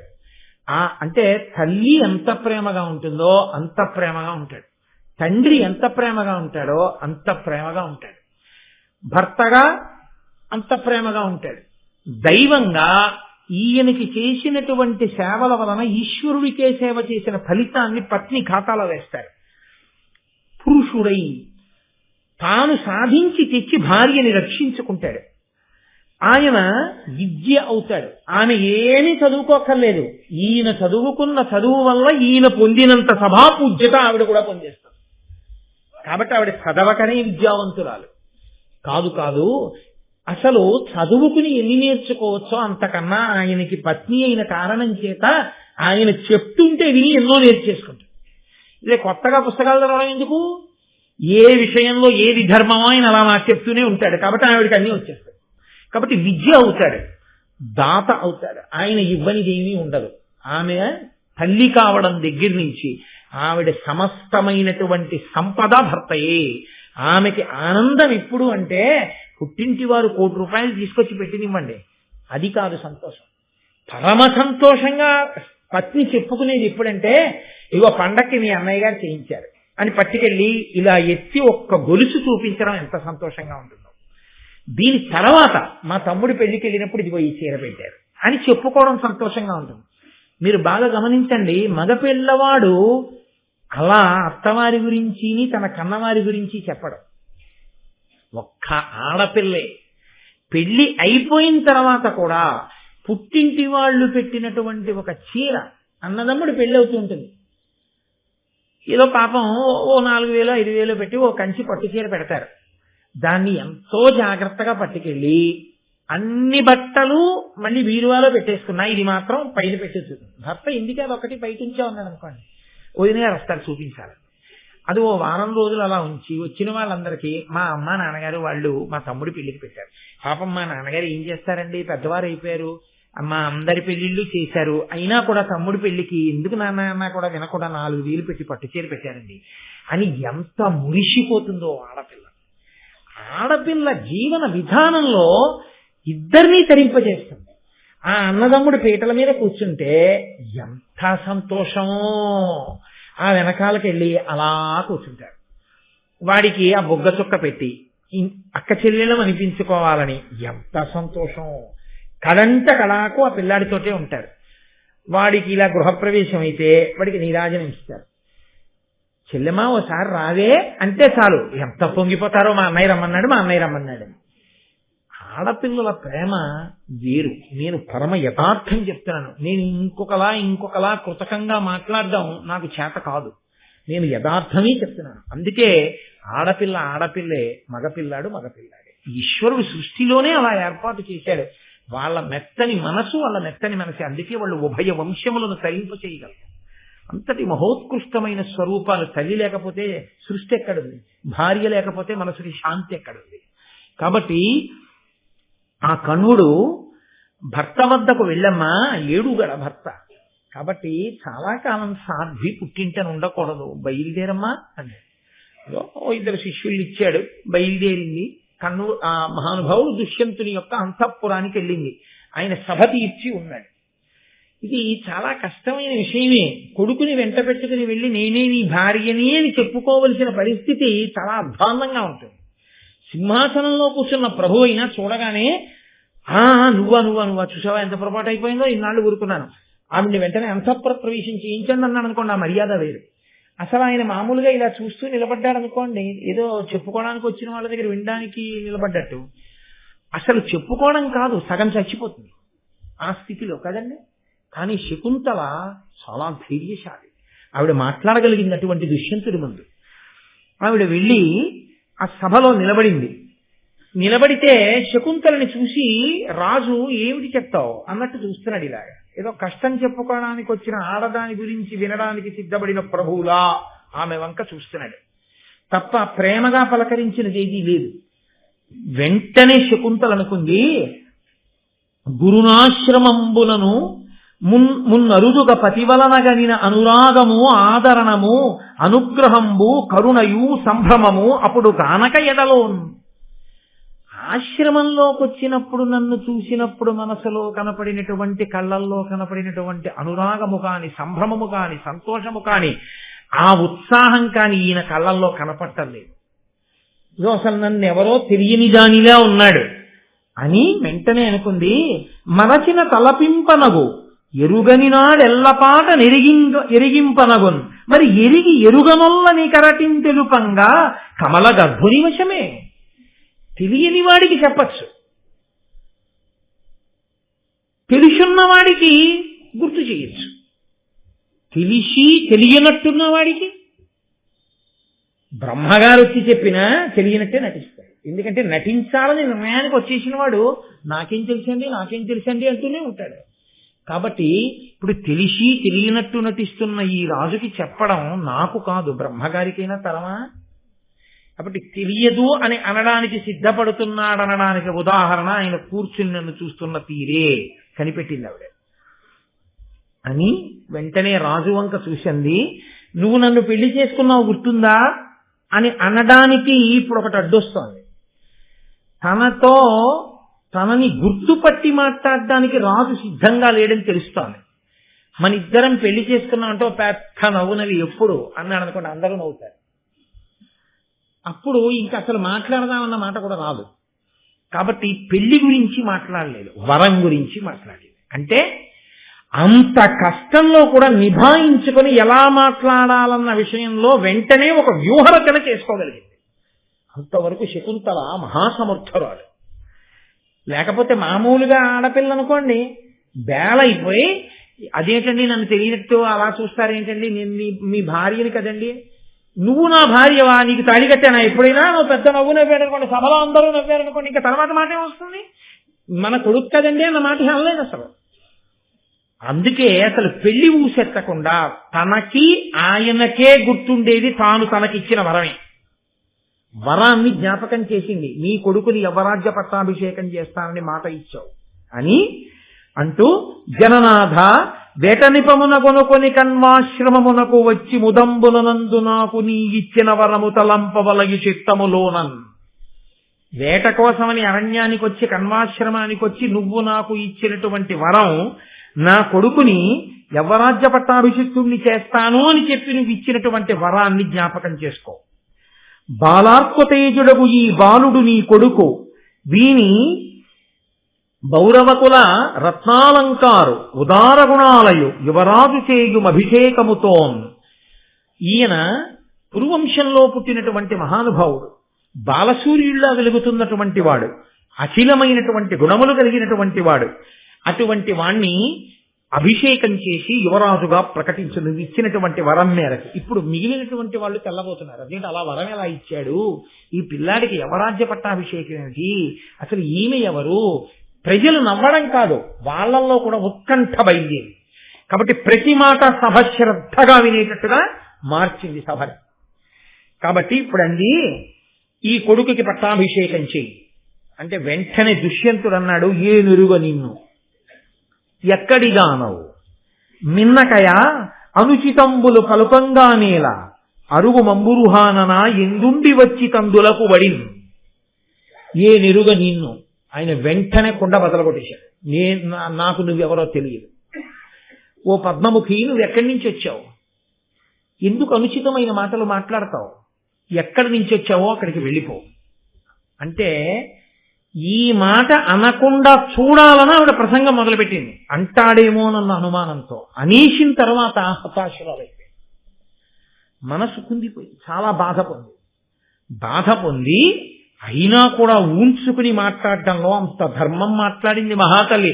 అందుకు కదండి కారణజన్మురాలై జన్మించింది శకుంతల.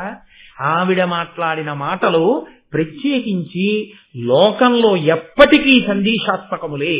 సుందరకాండలో సీతమ్మ మాట్లాడినవి కాలంతో సంబంధం లేకుండా ఎలా సందేశమో, శకుంతల మాట్లాడినవి అలాగే సందేశం. ఆవిడంది, ఏల ఎరుకలేని ఇతరుల ఎట్ల నీ వెరుగుననుచు బలికె తిరిగి ఎరిగి ఏనకాని దీని ఎరుగరిందురులని తప్పబలు కనగుని ధార్మికులకు. నీకు తెలియదా రాజా వీడెవరో, నీకు తెలియదా నేనెవరో, వీళ్ళెవ్వరికీ తెలియకపోవచ్చు, నీకు తెలుసు నేనెవరో, నాకు తెలుసు నువ్వెవరో, మన ఇద్దరి మధ్య ఉన్న అనుబంధం ఏమిటో తెలుసు. తెలిసి తెలియదనడం ధార్మికుల లక్షణమా? అలా అనొచ్చా? నాకు నువ్వు తెలియవు అనొక్క మాట అనేశావు. ఈ మాట నువ్వు అన్నప్పుడు నిజంగా నేను నీకు తెలుసో తెలియదో తెలుసుకుని ఉన్నవాళ్ళు కొందరున్నారు, వారు నువ్వు అబద్ధం ఆడుతున్నావని లెక్క కట్టుకుంటున్నారన్న విషయం నువ్వు తెలుసుకోవట్లేదు. ఎవరెవరికి తెలుసో తెలుసా? నీకు నాకు ఉన్న అనుబంధం. విమల యశోనిధి పురుష వృత్త విరుంగుచునుండు చూవే వేదములను పంచభూతములు ధర్మువు సంధ్యలు అంతరత్మయున్ యముడును చంద్రసూర్యులు అహంబును రాత్రియు నన్మహాసమత్ పదార్థములివియుండగా నరుడు తక్కువ నేర్చునే తను మృచిలన్. తప్పుకోగలననుకుంటున్నావేమో, ప్రతివాడు చేసేటటువంటి విషయాన్ని చూసేటటువంటి మహాపదార్థములను ఈశ్వరుడు సృజించాడు. అవి ఎప్పుడూ ఎవడెవడు ఏం చేస్తున్నా చూస్తూనే ఉంటాయి. చిత్రంగా చూసి గుప్తంగా ఈశ్వరుడు రాస్తుంటాడు. వీళ్ళందరికీ తెలుసు, వీళ్ళ దగ్గర తప్పుకోగలవా? వీళ్ళకంటే తెలియదు, మాట మారుస్తున్నావు. తెలిసిన వాళ్ళు ఉన్నారు, వాళ్ళ ముందు చెప్పగలవా నాకు తెలియదు, నేను నీకు తెలియదని? వాళ్ళు వేదానికి తెలుసు నువ్వేం చెప్పావో నాకు, పంచభూతములకు తెలుసు, ధర్మానికి తెలుసు, సంధ్యలకి తెలుసు, అంతరాత్మకి తెలుసు, యముడికి తెలుసు, చంద్రసూర్యులకి తెలుసు, పగలికి తెలుసు, రాత్రికి తెలుసు. ఇవన్నీ మహాపదార్థములు ఈశ్వరుడి చేత సృజింపబడ్డాయి. అవి ఎప్పుడూ చూస్తూనే ఉంటాయి. వాటికి తెలియదా? పంచభూతములకు తెలియదా? ఏ భూమి మీద నిలబడి మాట్లాడావో భూమికి తెలియదా? ఏ వాయువుని పీలుస్తూ మాట్లాడావో ఆ వాయువుకి తెలియదా? ఏ సూర్యచంద్రుడు సాక్షిగా మాట్లాడావో వాళ్ళకి తెలియదా? నీ అంతరాత్మకి తెలియదా? కాబట్టి తెలుసు. తెలిసిన వాళ్ళు ఉన్నారు. ఆ ఎరిగినట్ల ఇన్నియు నీ ఇచ్చిన వరము దారుణీవర ఎరుగన్నా ఎందు దొంటి ఎట్టుల చేయు అనుగ్రహము అవజ్ఞ సేయంతగునే. ఈ మహాపదార్థాలకన్నింటికీ కూడా తెలిసిన విషయాన్ని తెలియదు అని నేను బుకాయించడం పాపం మూటకట్టుకోవడమే అనుకున్నాడు. నువ్వు నాకు ఇచ్చిన వరాన్ని జ్ఞాపకం తెచ్చుకుని వీళ్ళెవ్వరూ వినకపోయినా అంతరాత్మ సాక్షిగా నువ్వు అన్న వరాన్ని నిజం చేసే ప్రయత్నం చేయి. సతియును గుణవతియు ప్రజావతియు అనువ్రతయు అయిన వనిత అవజ్ఞాన్విత దృష్టి చూచు అతి దుర్మతి ఇహమున్ పరమున్ కలదమతి పరికింపన్.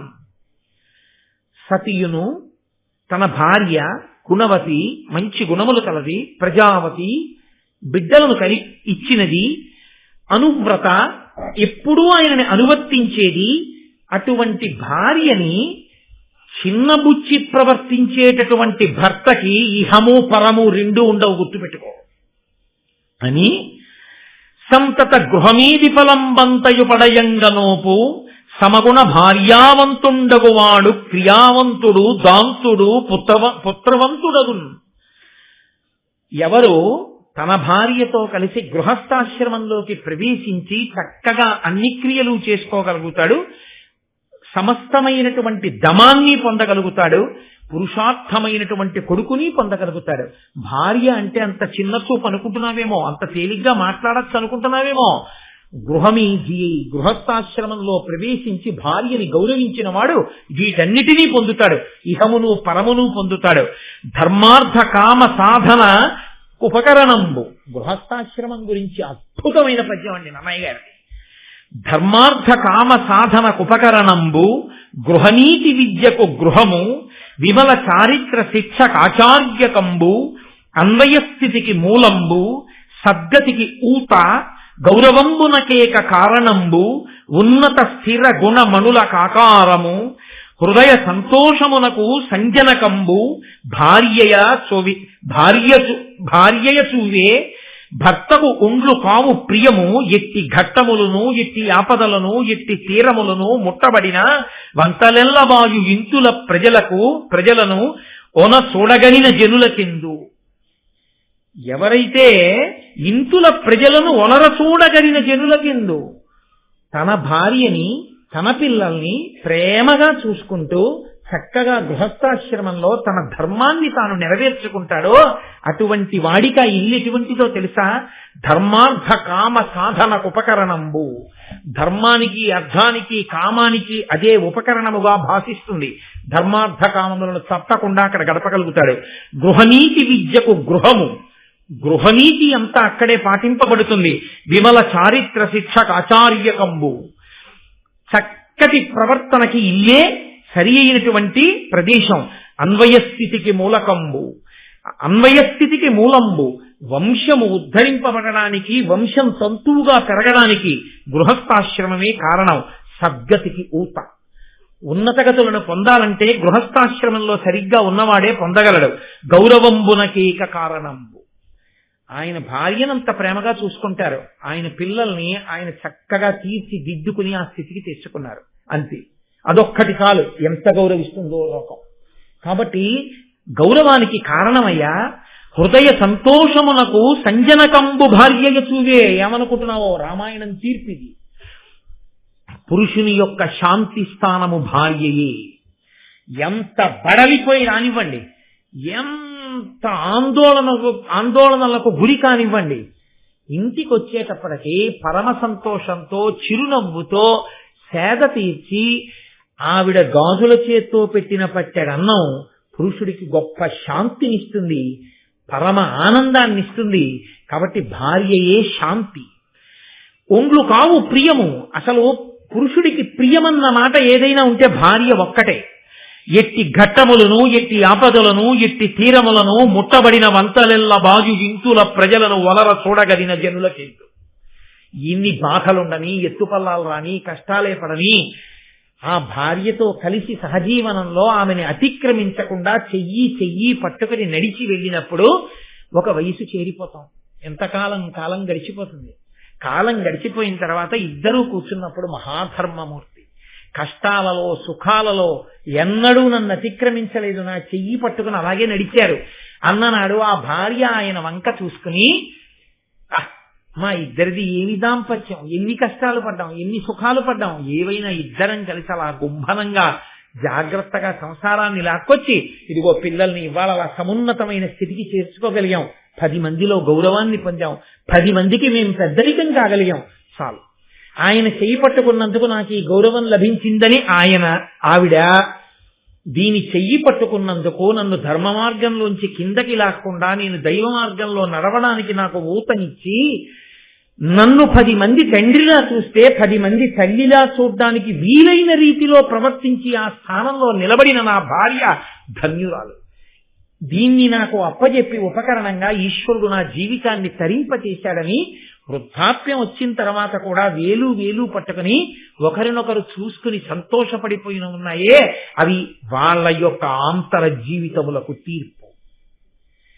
భార్య శరీరం పడిపోయేటప్పుడు కూడా మళ్లీ జన్మంటూ ఉంటే మీకే ఇల్లాల్ని కావాలంటూ భార్య వెళ్ళిపోతే ఆ ఒక్క మాట చాలు పురుషుడి జీవితానికి కితాబ్.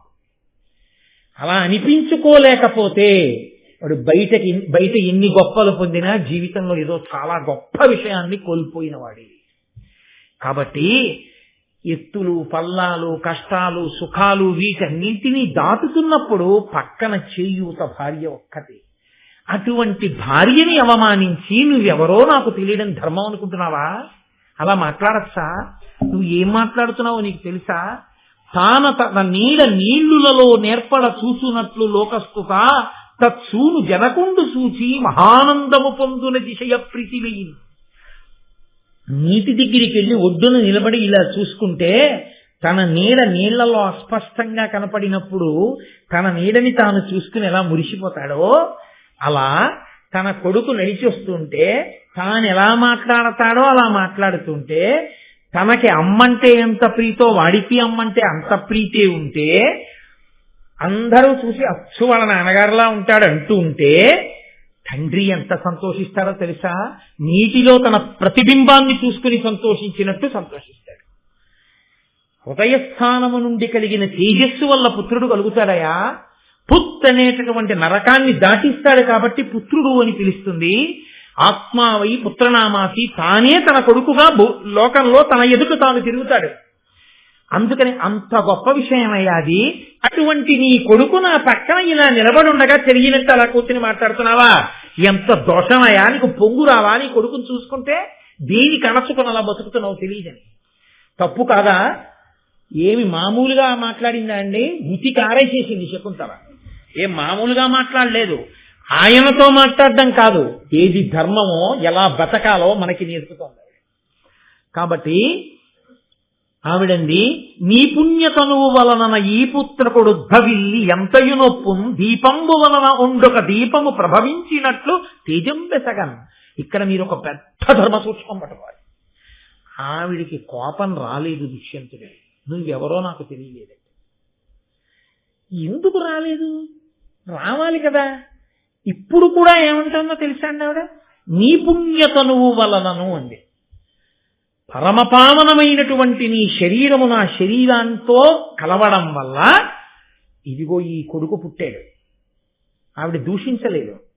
ఒక దీపము, వెలుగుతున్న దీపం పక్కన ప్రమిదలో దీపాన్ని వెలిగించినట్టు నీ ప్రతిరూపమే ఇది, గుర్తుపట్టు అని. విపరీత ప్రతిభాషలేమిటికి నుర్వీనాథ ఈ పుత్ర గాత్ర పరిష్వంగ సుఖంబు సేకొనుట ముక్తాహార కర్పూర సాంద్ర పరాగ ప్రసరంబు చందనము చంద్రజ్యోత్స్నయున్ పుత్రగాత్ర పరిష్వంగమునట్లు జీవులకు హృదయంబే కడుంశితమే. మంచి ముత్యాలహారం మెళ్ళో వేసుకున్నా, పచ్చకర్పూరం ఒంటికి రాసుకుంటే వచ్చేటటువంటి గొప్ప వాసన పీలుస్తున్నా, ఒండ్లంతా మంచి గంధం రాసుకున్నా పూర్ణచంద్ర బింబాన్ని చూస్తూ ఆ వెన్నెలలో ఆ చల్లతనాన్ని అనుభవిస్తున్నా ఇవి ఏవీ కూడా కడుపున పుట్టిన కొడుకుని కౌగిలించుకున్నప్పుడు వచ్చేటటువంటి తృప్తికి సమానము కావు. తండ్రికి పుత్రగాత్ర పరిష్వంగమే అంత గొప్పది. తన కొడుకుని చూసుకునేటప్పటికీ తండ్రికి అంత సంతోషం వస్తుంది. ఆ కొడుకుని కౌగిలించుకున్నప్పుడు ఎంత కష్టాన్ని మర్చిపోతాడు. అంత బాధ తండ్రి ఎప్పుడైనా పొందవలసి వస్తే ఉపశాంతి ఎక్కడా అంటే ఎంతమంది ఉన్నా ఊరుకుంటాడు. కొడుకుని మాత్రం వెళ్ళి గభాలన కౌగిలించుకుని పసిపిల్లాళ్ళ ఏడిచేస్తాడు. ఆ పుత్రగాత్ర పరిష్వంగమునందు అంత సుఖమున్నదయా, నీ అదృష్టం నీ కన్నుల ముందు నిలబడితే దూరంగా నిగ్రహించు కూర్చున్నావా దేనికి? ఎందుకు నీ కొడుకునైనా కౌగిలించుకోలేకపోతున్నావు నువ్వు? అనగుడు వంశకరుండై పెనుపున ఈ సుతుడు వాజపేయంబులు నూరునరించునని సరస్వతి వినిచే మునులు వినగ నాకు వినువీధి దశం. ఈ పిల్లవాడు పుట్టి పెరిగి పెద్దవాడవుతుంటే 100 వాజపేయ యాగములు చేస్తాడు అని గగనవాణి పలికింది. అంత గొప్పవాడు, పనికి మారిన వాడేం కాడు. అయ్యో వీని నా కొడుకంటే బాగుంటుందా అనడానికి అంతటి మహానుభావుడు. నుతజల పూరితంబులకు నూతులు 100 కంటే సూనృత వ్రత ఒక బావి మేలు. మరి బావులు 100 కంటే ఒక్క సత్కృతవది మేలు. తత్క్రతు శతంబున కంటే సుతుండు మేలు. తత్సుత శతకంబు కంటే ఒక సూనృత వాక్యము మేలు చూడగా. నన్నయ్య గారికి అవకాశం రావాలి కానీ మంచి మాట చెప్పడంలో మాత్రం వెనకాడరు. ఎంత సంతోషమో వెంటనే ధర్మానికి ఒక సూక్తి రాసేస్తారు. అంతటి మహానుభావుడు నన్నయ్య గారు అంటే ఋషి అండి. అంతటి మహానుభావుడు నన్నయ్య గారి పద్యాలు అద్భుతమైన పద్యం. ఆయన అంటారు, నుతజల పూరితంబులకు నూతులు 100 కంటే సూనృత వ్రత ఒక బావి మేలు. ఆవిడ పిలిచినప్పుడు సూనృత వ్రత అని పిలిచింది. గొప్ప వ్రతములు కలవాడా అని పిలిచింది, నింద చేయలేదు. అంటే భర్తని ఏదో అర్థం చేసుకుంది. అది మనం అర్థం చేసుకోలేక దుష్యంతుడి పట్ల కోపంతో ఉన్నాం మనం. శకుంతల ఏ కళ్ళజోడులో చూస్తోందో అంటే ఆవిడ కళ్ళజోడు పెట్టుకుందని కాదు, ఆ దృష్టికోణంలో చూస్తే ఓ ఇందుకు దుష్యంతుణ్ణి నింద చేయలేదు అని అర్థమైపోతుంది. అందుకే భారతం చదవడం, భారతాన్ని పరిశీలించడం పరాకుగా చెయ్యాలి అంటారు. చాలా జాగ్రత్తగా చేయవలసి ఉంటుంది. నుతజలపూరితంబులకు నూతులు 100 కంటే సూనృత వ్రత ఒక బావి మేలు. 100 నూతులు తవ్వించడం కన్నా ఒక నుయ్యి తవ్వించడమే చాలా గొప్ప విశేషం. ఎందుకో తెలుసా అండి? కొడుకు కడుపున పుడతాడు, కానీ వాడు నాన్నగారి పేరు చెప్పి అలా ఎప్పుడూ చేస్తుంటాడా అంటే నమ్మకం ఏమి ఉండదు. ఒక్క 10 ఏళ్ళు పోయిన తర్వాత ఇంటి బ్రహ్మగారు చెప్పాలి, ఏమంటే మీ నాన్నగారి తిథి వస్తోందండి, లేకపోతే వాడు మర్చిపోతాడు. నాన్నగారి తిథి వస్తోందని కూడా వాడికి గుర్తుండదు. కొత్త డైరీయో క్యాలెండరో వచ్చినప్పుడు నాన్నగారి తిథి అని రాసుకోడు.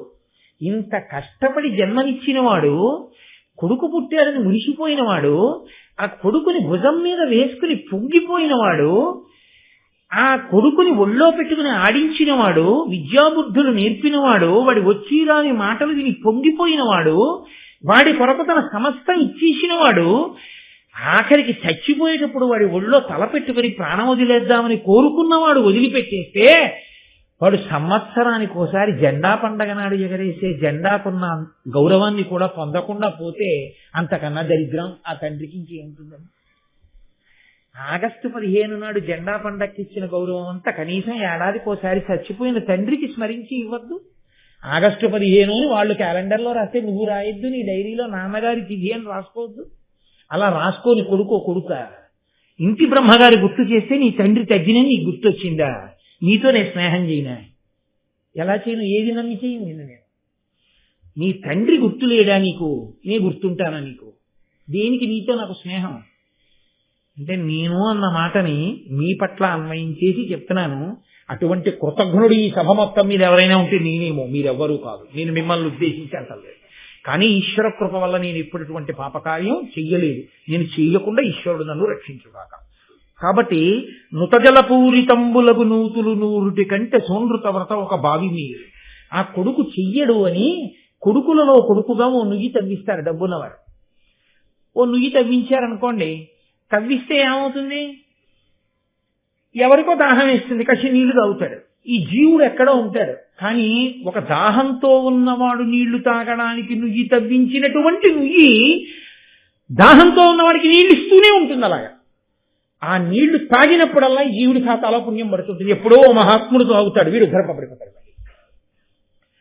కాదు, ఆ నూతిలో నీళ్లు తీసి బిందెలో పోసుకుని పట్టుకెళ్ళి అయ్యప్ప స్వామికి అభిషేకం చేస్తాడు.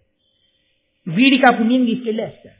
కాబట్టి కొడుకు మరిచిపోతాడేమో, తవ్వించిన నుయ్యి మాత్రం పుణ్యం ఇస్తూనే ఉంటుంది అలా కొడుకుతో సమానంగా. అటువంటి 100 బావులు, అటువంటి 100 నూతులు తవ్వించడం కన్నా ఒక బావి తవ్వించడం పుణ్యం ఎక్కువ. నూతికి ఒక పరిమితి ఉంటుంది, చాద వెయ్యాలి, తోడాలి, కొంత బలం ఉండాలి. బావికి ఏమిటో తెలుసా అండి, నడబావి అంటారు. నడుచుకుంటూ మీరు మెట్లు దిగి లోపలికి వెళ్ళిపోయి నీళ్లు పట్టుకుని మళ్ళీ మెట్లెక్కి పైకి వచ్చేయచ్చు. కాబట్టి బావి మరింత సౌకర్యం. పైగా నుయ్యి ఎండిపోయింది అనుకోండి, లోపలికి వెళ్ళి చదివే వాళ్ళు ఎక్కడో ఉంటారు, వాళ్ళని తెచ్చుకోవాలి. ఒక బావి ఎండిపోయింది అనుకోండి, నలుగురు కలిసి వెళ్ళి వాళ్లే శుభ్రం చేసుకుని కాస్త మట్టి తీసేసి మళ్ళీ నీళ్లు వచ్చేట్టు చేసుకోవచ్చు. కాబట్టి మృతజలపూరితంబులకు నూతులు 100 కంటే సుమృత వ్రతం ఒక బావి మేలు. ఆ బావులు 100 కంటే ఒక్క సత్క్రతువది మేలు. అటువంటి బావులు 100 తవ్వించడం కన్నా ఒక్క సత్కృతం. అదిగో రేపు జరగబోతోందే కుంభాభిషేకం. అలాంటి కుంభాభిషేకంలో పాల్గొనడం, అదిగో ఆ యాగశాల చుట్టూ ప్రదక్షిణం చేయడం, అలాంటివి చాలా గొప్పవి. ఒక సత్క్రతువు మేలు. తత్క్రతశతంబుల కంటే సుతుండు మేలు. అటువంటి క్రతువులు 100 చేయడం కన్నా ఒక్క కొడుకుంటే చాలు. తత్క్రతుశతంబుల కంటే సుతుండు మేలు, తత్సుతశతంబుల కంటే ఒక సుమృత వాక్యము మేలు చూడగన్. అటువంటి కొడుకులు 100 ఉండడం కన్నా ఒక్క సత్యం మాట్లాడడం గొప్పది. రాజా, ఇప్పటికైనా నిజం చెప్పు. ఎంత ధర్మాన్ని ఆవిష్కరించిందండి మహాతల్లి, ఎంత ధైర్యంగా మాట్లాడింది ఆవిడ. వెలయంగా అశ్వమేధంబులు వేయును ఒక్క సత్యమును ఇరుగడలందు ఇడి తూపగా సత్యము వలన ములు సూపు గౌరవంబు పేర్మిన్. ఒక తక్కెడ తీసుకొచ్చి ఒక త్రాసు, వెలయంగా అశ్వమేధంబులు వేయును, 1000 అశ్వమేధయాగాలు చేస్తే వచ్చేటటువంటి ఫలితాన్ని ఒక తక్కెట్లో పెట్టి, ఒక్క నిజం చెప్పినటువంటి ఫలితాన్ని ఒక తక్కెట్లో పెడితే, ముళ్ళు ఈ రెండిటిలో ఏది గొప్పది అంటే ఒక నిజం వేపుకు ఉరుగుతుందయా రాజా. ఒక నిజం అంత గొప్పది. ఇన్ని యాగాలు చేసి ఏం ఫలితం? ఒక నిజం ఒప్పుకోవడానికి ధైర్యంతో ఒప్పుకో అని. సర్వతీర్థాభిగమనంబు సర్వవేద సమధిగమము సత్యంబుతో సరియుకావు ఎరుగు మెల్ల ధర్మంబులకిందు పెద్దయండ్రు సత్యంబు ధర్మజ్ఞులైన మునులు. అన్ని తీర్థాలలో స్నానం చేసిన ఫలితం, అన్ని వేదాలు చదువుకున్న ఫలితం సత్యం చెప్పడం వల్ల వస్తుంది. కాబట్టి సత్యమేవ జయితే, ఆ సత్యమును ఎవడు పట్టుకున్నాడో వాడు జయాన్ని పొందుతాడు. రాజా, కాబట్టి ఇప్పటికైనా సత్యం పలుకు, నిజం ఒప్పుకో. కాదు, నేను అధర్మం మాట్లాడుతున్నానంటావా? నేనేమి మామూలు స్త్రీని కానయ్యా. మహానుభావుడైనటువంటి విశ్వామిత్రుడికి మేనకకి జన్మించిన దాన్ని.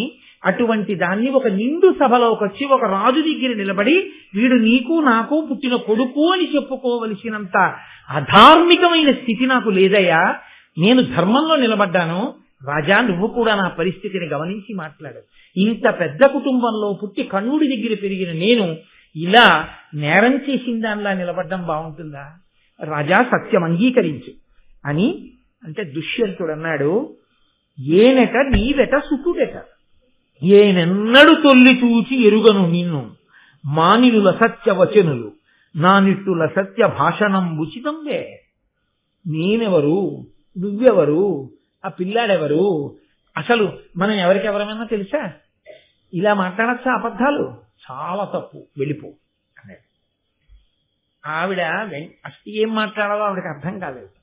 ఆవిడ మనసులో అనుకుంది, తడయక పుట్టిన నాడ తల్లిచే తండ్రిచే విడువంబడిది, ఇప్పుడు పతి చేతను విడువంబడియదనొక్కో, ఉడుపులు వేయునింకేలా ఇప్పాటి నోములు తొల్లి కడగి నోచితిగా కేమియనుచు కండె డెండమున. ఆవిడనుకుంది, పుట్టగానే పసిగుడ్డుగా ఉండగానే మాలినీ నదీ తీరంలో మా అమ్మ వదిలేసింది. తర్వాత తపశ్శక్తిని నాకు అండగా పెట్టి నాన్నగారు వెళ్ళిపోయారు. మహానుభావుడు కణువుడు తీసుకొచ్చి పెంచి పెద్ద చేశాడు. అమ్మయ్య, భర్త దొరికాడు కదా, అన్నీ మర్చిపోదాం అనుకున్నాను. ఈయనేమో నువ్వెవరో నాకు తెలియదు వెళ్ళిపో అంటున్నాడు.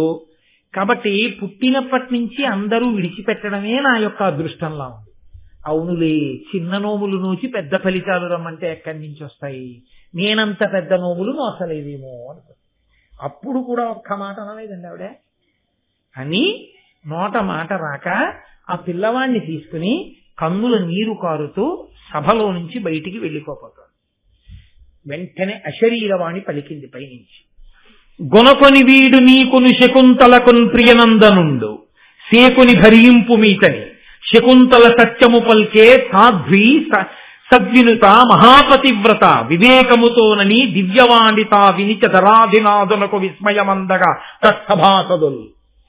ఆకాశవాణంది, గొనకొని వీడు నీకును శకుంతలకున్ ప్రియనందనుండు. రాజా, వాడు నీకు శకుంతలకి పుట్టిన కొడుకు. సేకుని భరింపు మీతని, కొడుకు కాబట్టి వాడిని స్వీకరించి వాడిని పోషించు.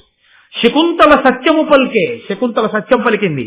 సాధ్వి సద్వినుత మహాపతివ్రత వివేకముతోనని, ఇప్పటికైనా వివేకంతో ప్రవర్తించవయా మహాపతివ్రత శకుంతల అని పైనుంచి అశరీరవాణి పలకగానే ఇంతటి మహారాజు, ఇంత గొప్పవాడు, ఇంతటి ధరణీ మండలాన్ని ఏలుతున్నవాడని మనం అనుకున్నాం.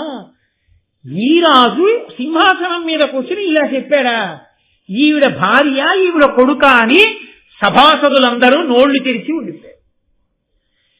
ఉండిపోతే దుష్యంతుడు అన్నాడు, నాకు తెలుసు, ఇప్పుడు నేను బ్యాలెట్ బాక్స్ ఇక్కడ పెట్టి దుష్యంతుడు మంచివాడా శకుంతల మంచిదా అని నేను అడిగాను అనుకోండి, ఒక్క ఓటు రాదు దుష్యంతుడు కాదు. అసలు బ్యాలెట్ బాక్స్ ఏంట్రా, ప్రశ్న ఏంటో అసలు వేయడం అన్నట్టు చూస్తున్నారు నన్ను కొంతమంది. అసలు ఆ ప్రశ్న ఎందుకు, ఇంకా బియాండ్ ఎనీ డౌట్ అంటారు చూస్తారా, అలా తేలిపోతే అబద్ధాలు ఆడేది ఇంకా వెనకేసుకొచ్చే ప్రయత్నం చేస్తున్నాడు కొత్తగా నువ్వు అని మీరు అనుకుంటున్నారు. నాకు తెలుసు. మీరు ఒక్కటి ఆలోచించండి, దుష్యంతుడు అంత తప్పు చేసి ఉంటే వ్యాసుడు ఎక్కడో ఆ మాట చెప్తారు, నన్నయ్య గారు ఎక్కడో ఆ మాట చెప్తారు, అశరీరవాణి ఎక్కడో ఆ మాట చెప్తారు. తప్పు రాజా, కావాలని అబద్ధాలు ఆడుతున్నావు, ఇది పాపం అని చెప్తుంది. అలా చెప్పలేదు అశరీరవాణి. కాబట్టి మనం ఎందుకు తీర్పుని తీసుకోవడం, నువ్వు ఏమైనా చెప్తావా అంటారేమో, చెప్తారు, కంగారు పడకండి. కాబట్టి దుష్యంతుడు అన్నాడు, ఏను ఈ ఇంటియును కాని ఎరుగ రణ్యులబ్ధి కన్వమహాముని ఆశ్రమంబునందు గాంధర్వ విధి వివాహమున కరము ఎమ్మి చేసిన దీని పాణిగ్రహణము అన్యులెరుగమి చేసి లోకోపవాద భీతి ఎరిగియు ఈ తన్వి ప్రీతి తప్పి ఎరుగనంటిని ఇందరకిప్పుడెరుగ చెప్పే ఆకాశవాణి అచ్చెరువుగాక. ఆయన అన్నాడు, ఈమెని నేను ఎరుగుదును, ఈమె శకుంతల అన్న విషయం కూడా నాకు తెలుసు, ఈమె పాణిగ్రహణం నేను చేశానన్న విషయం కూడా నాకు తెలుసు, ఇతను నా కొడుకన్న విషయమూ నాకు తెలుసు, ఇతనికి యవ్వరాజ్య పట్టాభిషేకం చేస్తానన్న విషయమూ నాకు తెలుసు. తెలిసి తెలియదని అబద్ధం చెప్తున్నానన్న విషయమూ నాకు తెలుసు. నేను అబద్ధం చెప్పానని అంగీకరిస్తున్నాను.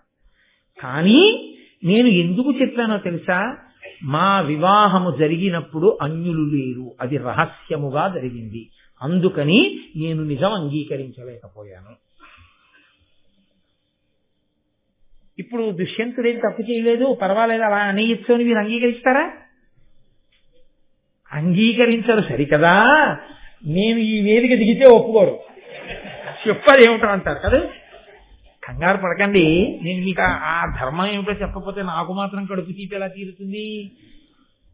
మహారాజులకు ఒక నియమం ఉంటుంది, దక్షిణ నాయకుడు అంటారని నేను మీతో మనవి చేశాను. అనేక మంది భార్యలను స్వీకరిస్తుంటారు, కానీ ఆ భార్యలందరూ కూడా ఎవరు, వాళ్ళ కులం ఏమిటి, వాళ్ళ వంశం ఏమిటి, వాళ్ళ మర్యాద ఏమిటి, వాళ్ళకి ఎంతమంది పిల్లలు పుట్టారు, ఈ విషయాల గురించి రాజ్యమునకు కాని, మంత్రులకు కాని, సేనాపతులకు కాని, ప్రజలకు కాని సంబంధం ఉండదు. ఏ ప్రజలు కూడా పట్టించుకోరు. ఒక్కొక్కరు 365 మంది భార్యలు దశరథ మహారాజు గారికి. మీరు ఇప్పటికీ ఢిల్లీ వెళ్ళి చూస్తే జహంగీర్ పాదుషా ఆ కోటలో ఆయన ఎదురుగుండా శయనాగారానికి వెడుతూ నిలబడిన చోట ఎదురుగుండా అర్ధచంద్రాకారంలో ఉంటాయి గదులు, దాని నిండా రాణులు ఉండేవారు. ఆయన వెళ్ళి నిలబడినప్పుడు అందరూ బయటికి వస్తే ఆయనకి ఎవరు నచ్చితే వాళ్ళని ఇలా అనేవాడు అని మనకు అక్కడికి వెళ్ళినప్పుడు చెప్తారు. జహంగీర్ కోటలో. కాబట్టి దక్షిణ నాయకత్వంలో ఉండేవారు రాజులు పూర్వం. దాన్ని ప్రజలు పట్టించుకోరు, అది రాజభోగం అని వదిలేస్తారు. ప్రజలకి, మంత్రులకు, సేనాపతులకు, పురోహితులకు అందరికీ రాజు జవాబుదారీ ఒకే ఒక్క విషయంలో. మహారాజ్ఞి స్థానములో కూర్చునేటటువంటి వ్యక్తి ఎవరుంటుందో ఆమె చరిత్ర ప్రజలకు తెలిసి తీరాలి. దాచి ప్రభువు స్వీకరించరాదు. ఎందుకో తెలుసా అండి? ఆవిడికి పుట్టిన కొడుకు ఉత్తరాధికారి. వాడు సరిగా ఉండకపోతే రాజ్యానికి ఇబ్బందులు వస్తాయి, ప్రజలకు ఇబ్బందులు వస్తాయి. అందుకని వారి వంశం ఏమిటో, గోత్రం ఏమిటో, ఎవరి పిల్లో ఏమిటో, ఎక్కడ పుట్టిందో ప్రజలందరికీ తెలిసిన తరువాత మహారాజ్ఞి స్థానములోకి తీసుకుంటారు. ఆమె రాజుతో పాటు సింహాసనం మీద కూర్చుంటుంది. సింహాసనం మీద కూర్చుని మహారాజ్ఞి అంటే రాజు ఎన్ని అధికారములను కలిగి ఉంటాడో అన్ని అధికారములను కలిగి ఉంటుంది. రాజు ఏ కారణం చేతనైనా యుద్ధంలో మరణిస్తే మహారాజ్ఞి పిల్లవాడిని వెంట పెట్టుకుని అడవులకు వెళ్ళిపోవడం, తరువాతి కాలంలో వాడు బలాన్ని పుంజుకుంటే ప్రజలందరూ ఏం కోరుతుంటారో తెలుసా అండి? మళ్ళీ మా ప్రభువు కుమారుడు ఎక్కడున్నాడో, ఎక్కడ పెరుగుతున్నాడో, వాడు ఎప్పుడు తిరిగి వస్తాడో, ఎప్పుడు సింహాసనం మీద కూర్చుంటాడో అని కోరుకుంటారు ప్రజలు. రాజ్యచ్యుతుడైన రాజు యొక్క కొడుకు మీద, మహారాజ్ఞి కుమారుడి మీద ప్రజలు అంత ప్రేమ పెంచుకుంటారు. అందుకే ఆ వివాహం ప్రజలకి తెలిసి మాత్రమే జరగాలి. ప్రజలకి ఆమె యోగ్యతాయోగ్యతలు తెలిసి తీరాలి. ఆ పుట్టినటువంటి కుమారుడికి యవ్వరాజ్య పట్టాభిషేకం చేస్తున్నప్పుడు ప్రజలు పొంగిపోవాలి వాడి గుణగుణములను తెలుసుకొని. అది జరగలేదు దుష్యంతుడి విషయం. తనకొక్కడికి తెలుసు, ప్రజలకి తెలియదు, పురోహితులకు తెలియదు. మంత్రుల్ని కూడా అక్కడే ఉంచి కణ్వుడికి నమస్కరించడానికని ఒక్కడే వెళ్ళాడు. అందుకని మంత్రులకి తెలియదు. ఎవరికీ తెలియకుండా తాను చేసినటువంటి పనికి ఇప్పుడు నేను ఆమెని పిలిపించి తీసుకొచ్చి కూర్చోపెడితే ముందు ప్రజలకి చెప్పవలసిన ధర్మం ప్రభువుకి లేదా అని ఇంతమంది అడిగితే నేను ధర్మం తప్పిపోయిన వాడిని అయిపోతానన్న భయం చేత సింహాసనం మీద కూర్చున్నటువంటి రాజు దుష్యంతుడిగా తన ధర్మం విషయంలో వైక్లభ్యాన్ని పొందలేకపోయాడు. నేను వెంటనే అంగీకరిస్తే నా వరకు వ్యక్తిగా దుష్యంతుడిగా తప్పులేదు, నేను ఆమెను స్వీకరించాను.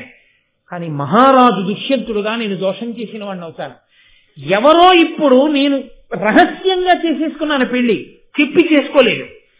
ఈమె ఎవరో, ఎంత ఉత్తమ కులంలో పుట్టిందో, ఎవరి పిల్లో, ఈ పిల్లవాడు నా పిల్లవాడని, వాడు సుక్షత్రియుడని, నా తేజస్సుకే వాడు సంభవించాడని నేను కాకతాళీయంగా తమలో వచ్చి చెప్తే అంగీకరించలేదని, ఇలా ఇంకా రాజు ఎన్ని చేశాడో అని ప్రజలు అనుమానపడకూడదని తెలియాలంటే సాధికారికంగా చెప్పగలిగిన వాడు ఒక్కడు దొరికితే ఈమెను స్వీకరించడానికి నాకు అభ్యంతరం లేదు. వ్యక్తిగా రాజుగా నలిగిపోతున్నాను, వ్యక్తిగా ఆమెను భార్యగా అంగీకరించగలదు, రాజుగా అంగీకరించలేకపోతున్నాను. ధర్మం అడ్డొచ్చేస్తోంది. ఈ నలుగురు మధ్య నలుగుతున్నాను, నన్ను ఎవరాదుకుంటారని కుపితుడవుతున్న రాజు యొక్క బాధని ఆయన ధర్మం యొక్క పట్టును అర్థం చేసుకున్నాడు. ఈశ్వరుడు అశరీరవాణిగా తాను ప్రకటించాడు, స్వీకరించగలిగాడు. అందుకని వ్యాస మహర్షి గాని నన్నయ్య గారు గాని దుష్యంతుడి మీద ఇలా వీలు చూపల. రాజు దుష్యంతుడిగా ఏ నలుగుడు పడుతున్నాడో శకుంతల గమనించింది. ఒక్క మాట ఆవిడ అన్నది. అందుకే స్వీకరించిన తరువాత కూడా శకుంతల ఎన్నడూ బాధపడాల. శకుంతలకి లేని బాధ, ప్రజలకి లేని బాధ మనం కోడిగుడ్డుకు వెంట్రుకలు పీకి పొందకూడదు కదా, అది మర్యాద. ఆయన ధర్మమును పట్టుకుని ఆ నలుగుడు పడ్డంలో వాళ్ళు ఎంత ఉదాత్త చరితులై నిలబడ్డారన్న విషయాన్ని మనం గ్రహించవలసి ఉంటుంది. మాట తప్పాలి, మోసం చెయ్యాలనుకుంటే ఆ పాటికి వేరొక స్త్రీని చేసి పట్టాభిషేకం చేసి విషయం చెయ్యలేదు. ఆ స్థానం భర్తీ అయిపోయింది. కానీ అది ప్రకటన అవ్వాలి. ఎలా అవ్వాలని ఎన్ని రాత్రులు వ్యధ చెంది ఉంటాడో మీరు గ్రహించాలి. ఆయన సింహాసనం మీద కూర్చుని ఉండగా శకుంతల రావడం ఇంత నడిచింది. కానీ ఈశ్వరుడు ఎందుకంత నడిపించారో తెలుసా అండి? ఇంత నీతి మనకి చెప్పేవాడు రేపు పొద్దున్న ఉండడు. శకుంతల మాట్లాడకపోతే మనం ఉన్న గృహస్థాశ్రమం ఎంత గొప్పదో మనకి తెలిసి రావాలి. నా భార్య ఎంత గొప్పదో నాకు తెలిసి రావాలి. నా కొడుకుని కౌగలించుకోవడం ఎంత ఐశ్వర్యమో నాకు తెలిసి రావాలి. అవి తెలిసి రావాలంటే నేను ఇది చదవాలి, ఇది చదవాలంటే దుష్యంతుడు సింహాసనం మీద ఉన్నప్పుడే శకుంతల రావాలి. అలా వచ్చి మాట్లాడితేనే భావితరాలకి ఈ వైభవాలు అందుతాయి. అందాలి కాబట్టి కదలికల్ని పరదేవత అలా దిద్దింది కాబట్టి వాళ్ళు సంతోషంగా ఉన్నారు. భరతుడికి యవ్వరాజ్య పట్టాభిషేకం చేశాడు. తరువాతి కాలంలో కొన్ని వేల సంవత్సరములు శకుంతలతో కలిసి భోగములను అనుభవించాడు. తదనంతర కాలమునందు వానప్రస్థాన్ని స్వీకరించాడు. అనేక యజ్ఞయాగాదులు చేశాడు. తొట్టతొదకు ఈశ్వరునికి చేరుకున్నాడు. మహానుభావుడైనటువంటి భరతుడు రాజై ఎన్నో అశ్వమేధ యాగములు, వాజపేయములు మొదలైనటువంటి యాగములు చేసి ఆయన యొక్క శక్తి చేత అపురువంశాన్నంతటినీ భరతవంశము అన్న పేరు తేగలిగాడు. ఇవాళ అంత గొప్పదైనటువంటి శకుంతలా కన్నుల యొక్క వృత్తాంతాన్ని మనం ఈశ్వరానుగ్రహంగా వినగలిగాం. రేపటి రోజు మహాద్భుతము. ఏ మహానుభావుడి పేరు విన్నంత మాత్రము చేత పాపములు శమిస్తాయో, యుగములు మారిపోయినా ఏ మహాపురుషుడు శరీరం విడిచిపెట్టిన రోజున మానవాళి అంతా కూడా ఆయనకి తర్పణ విడిచిపెడుతుందో, అటువంటి మహానుభావుడైన భీష్మాచార్యుల వారి జననానికి వెనక ఎంత నేపథ్యం నడిచిందో తత్సంబంధమైనటువంటి విషయాన్ని రేపటి రోజున ప్రస్తావన ఈశ్వరానుగ్రహంగా చేసుకున్నాం.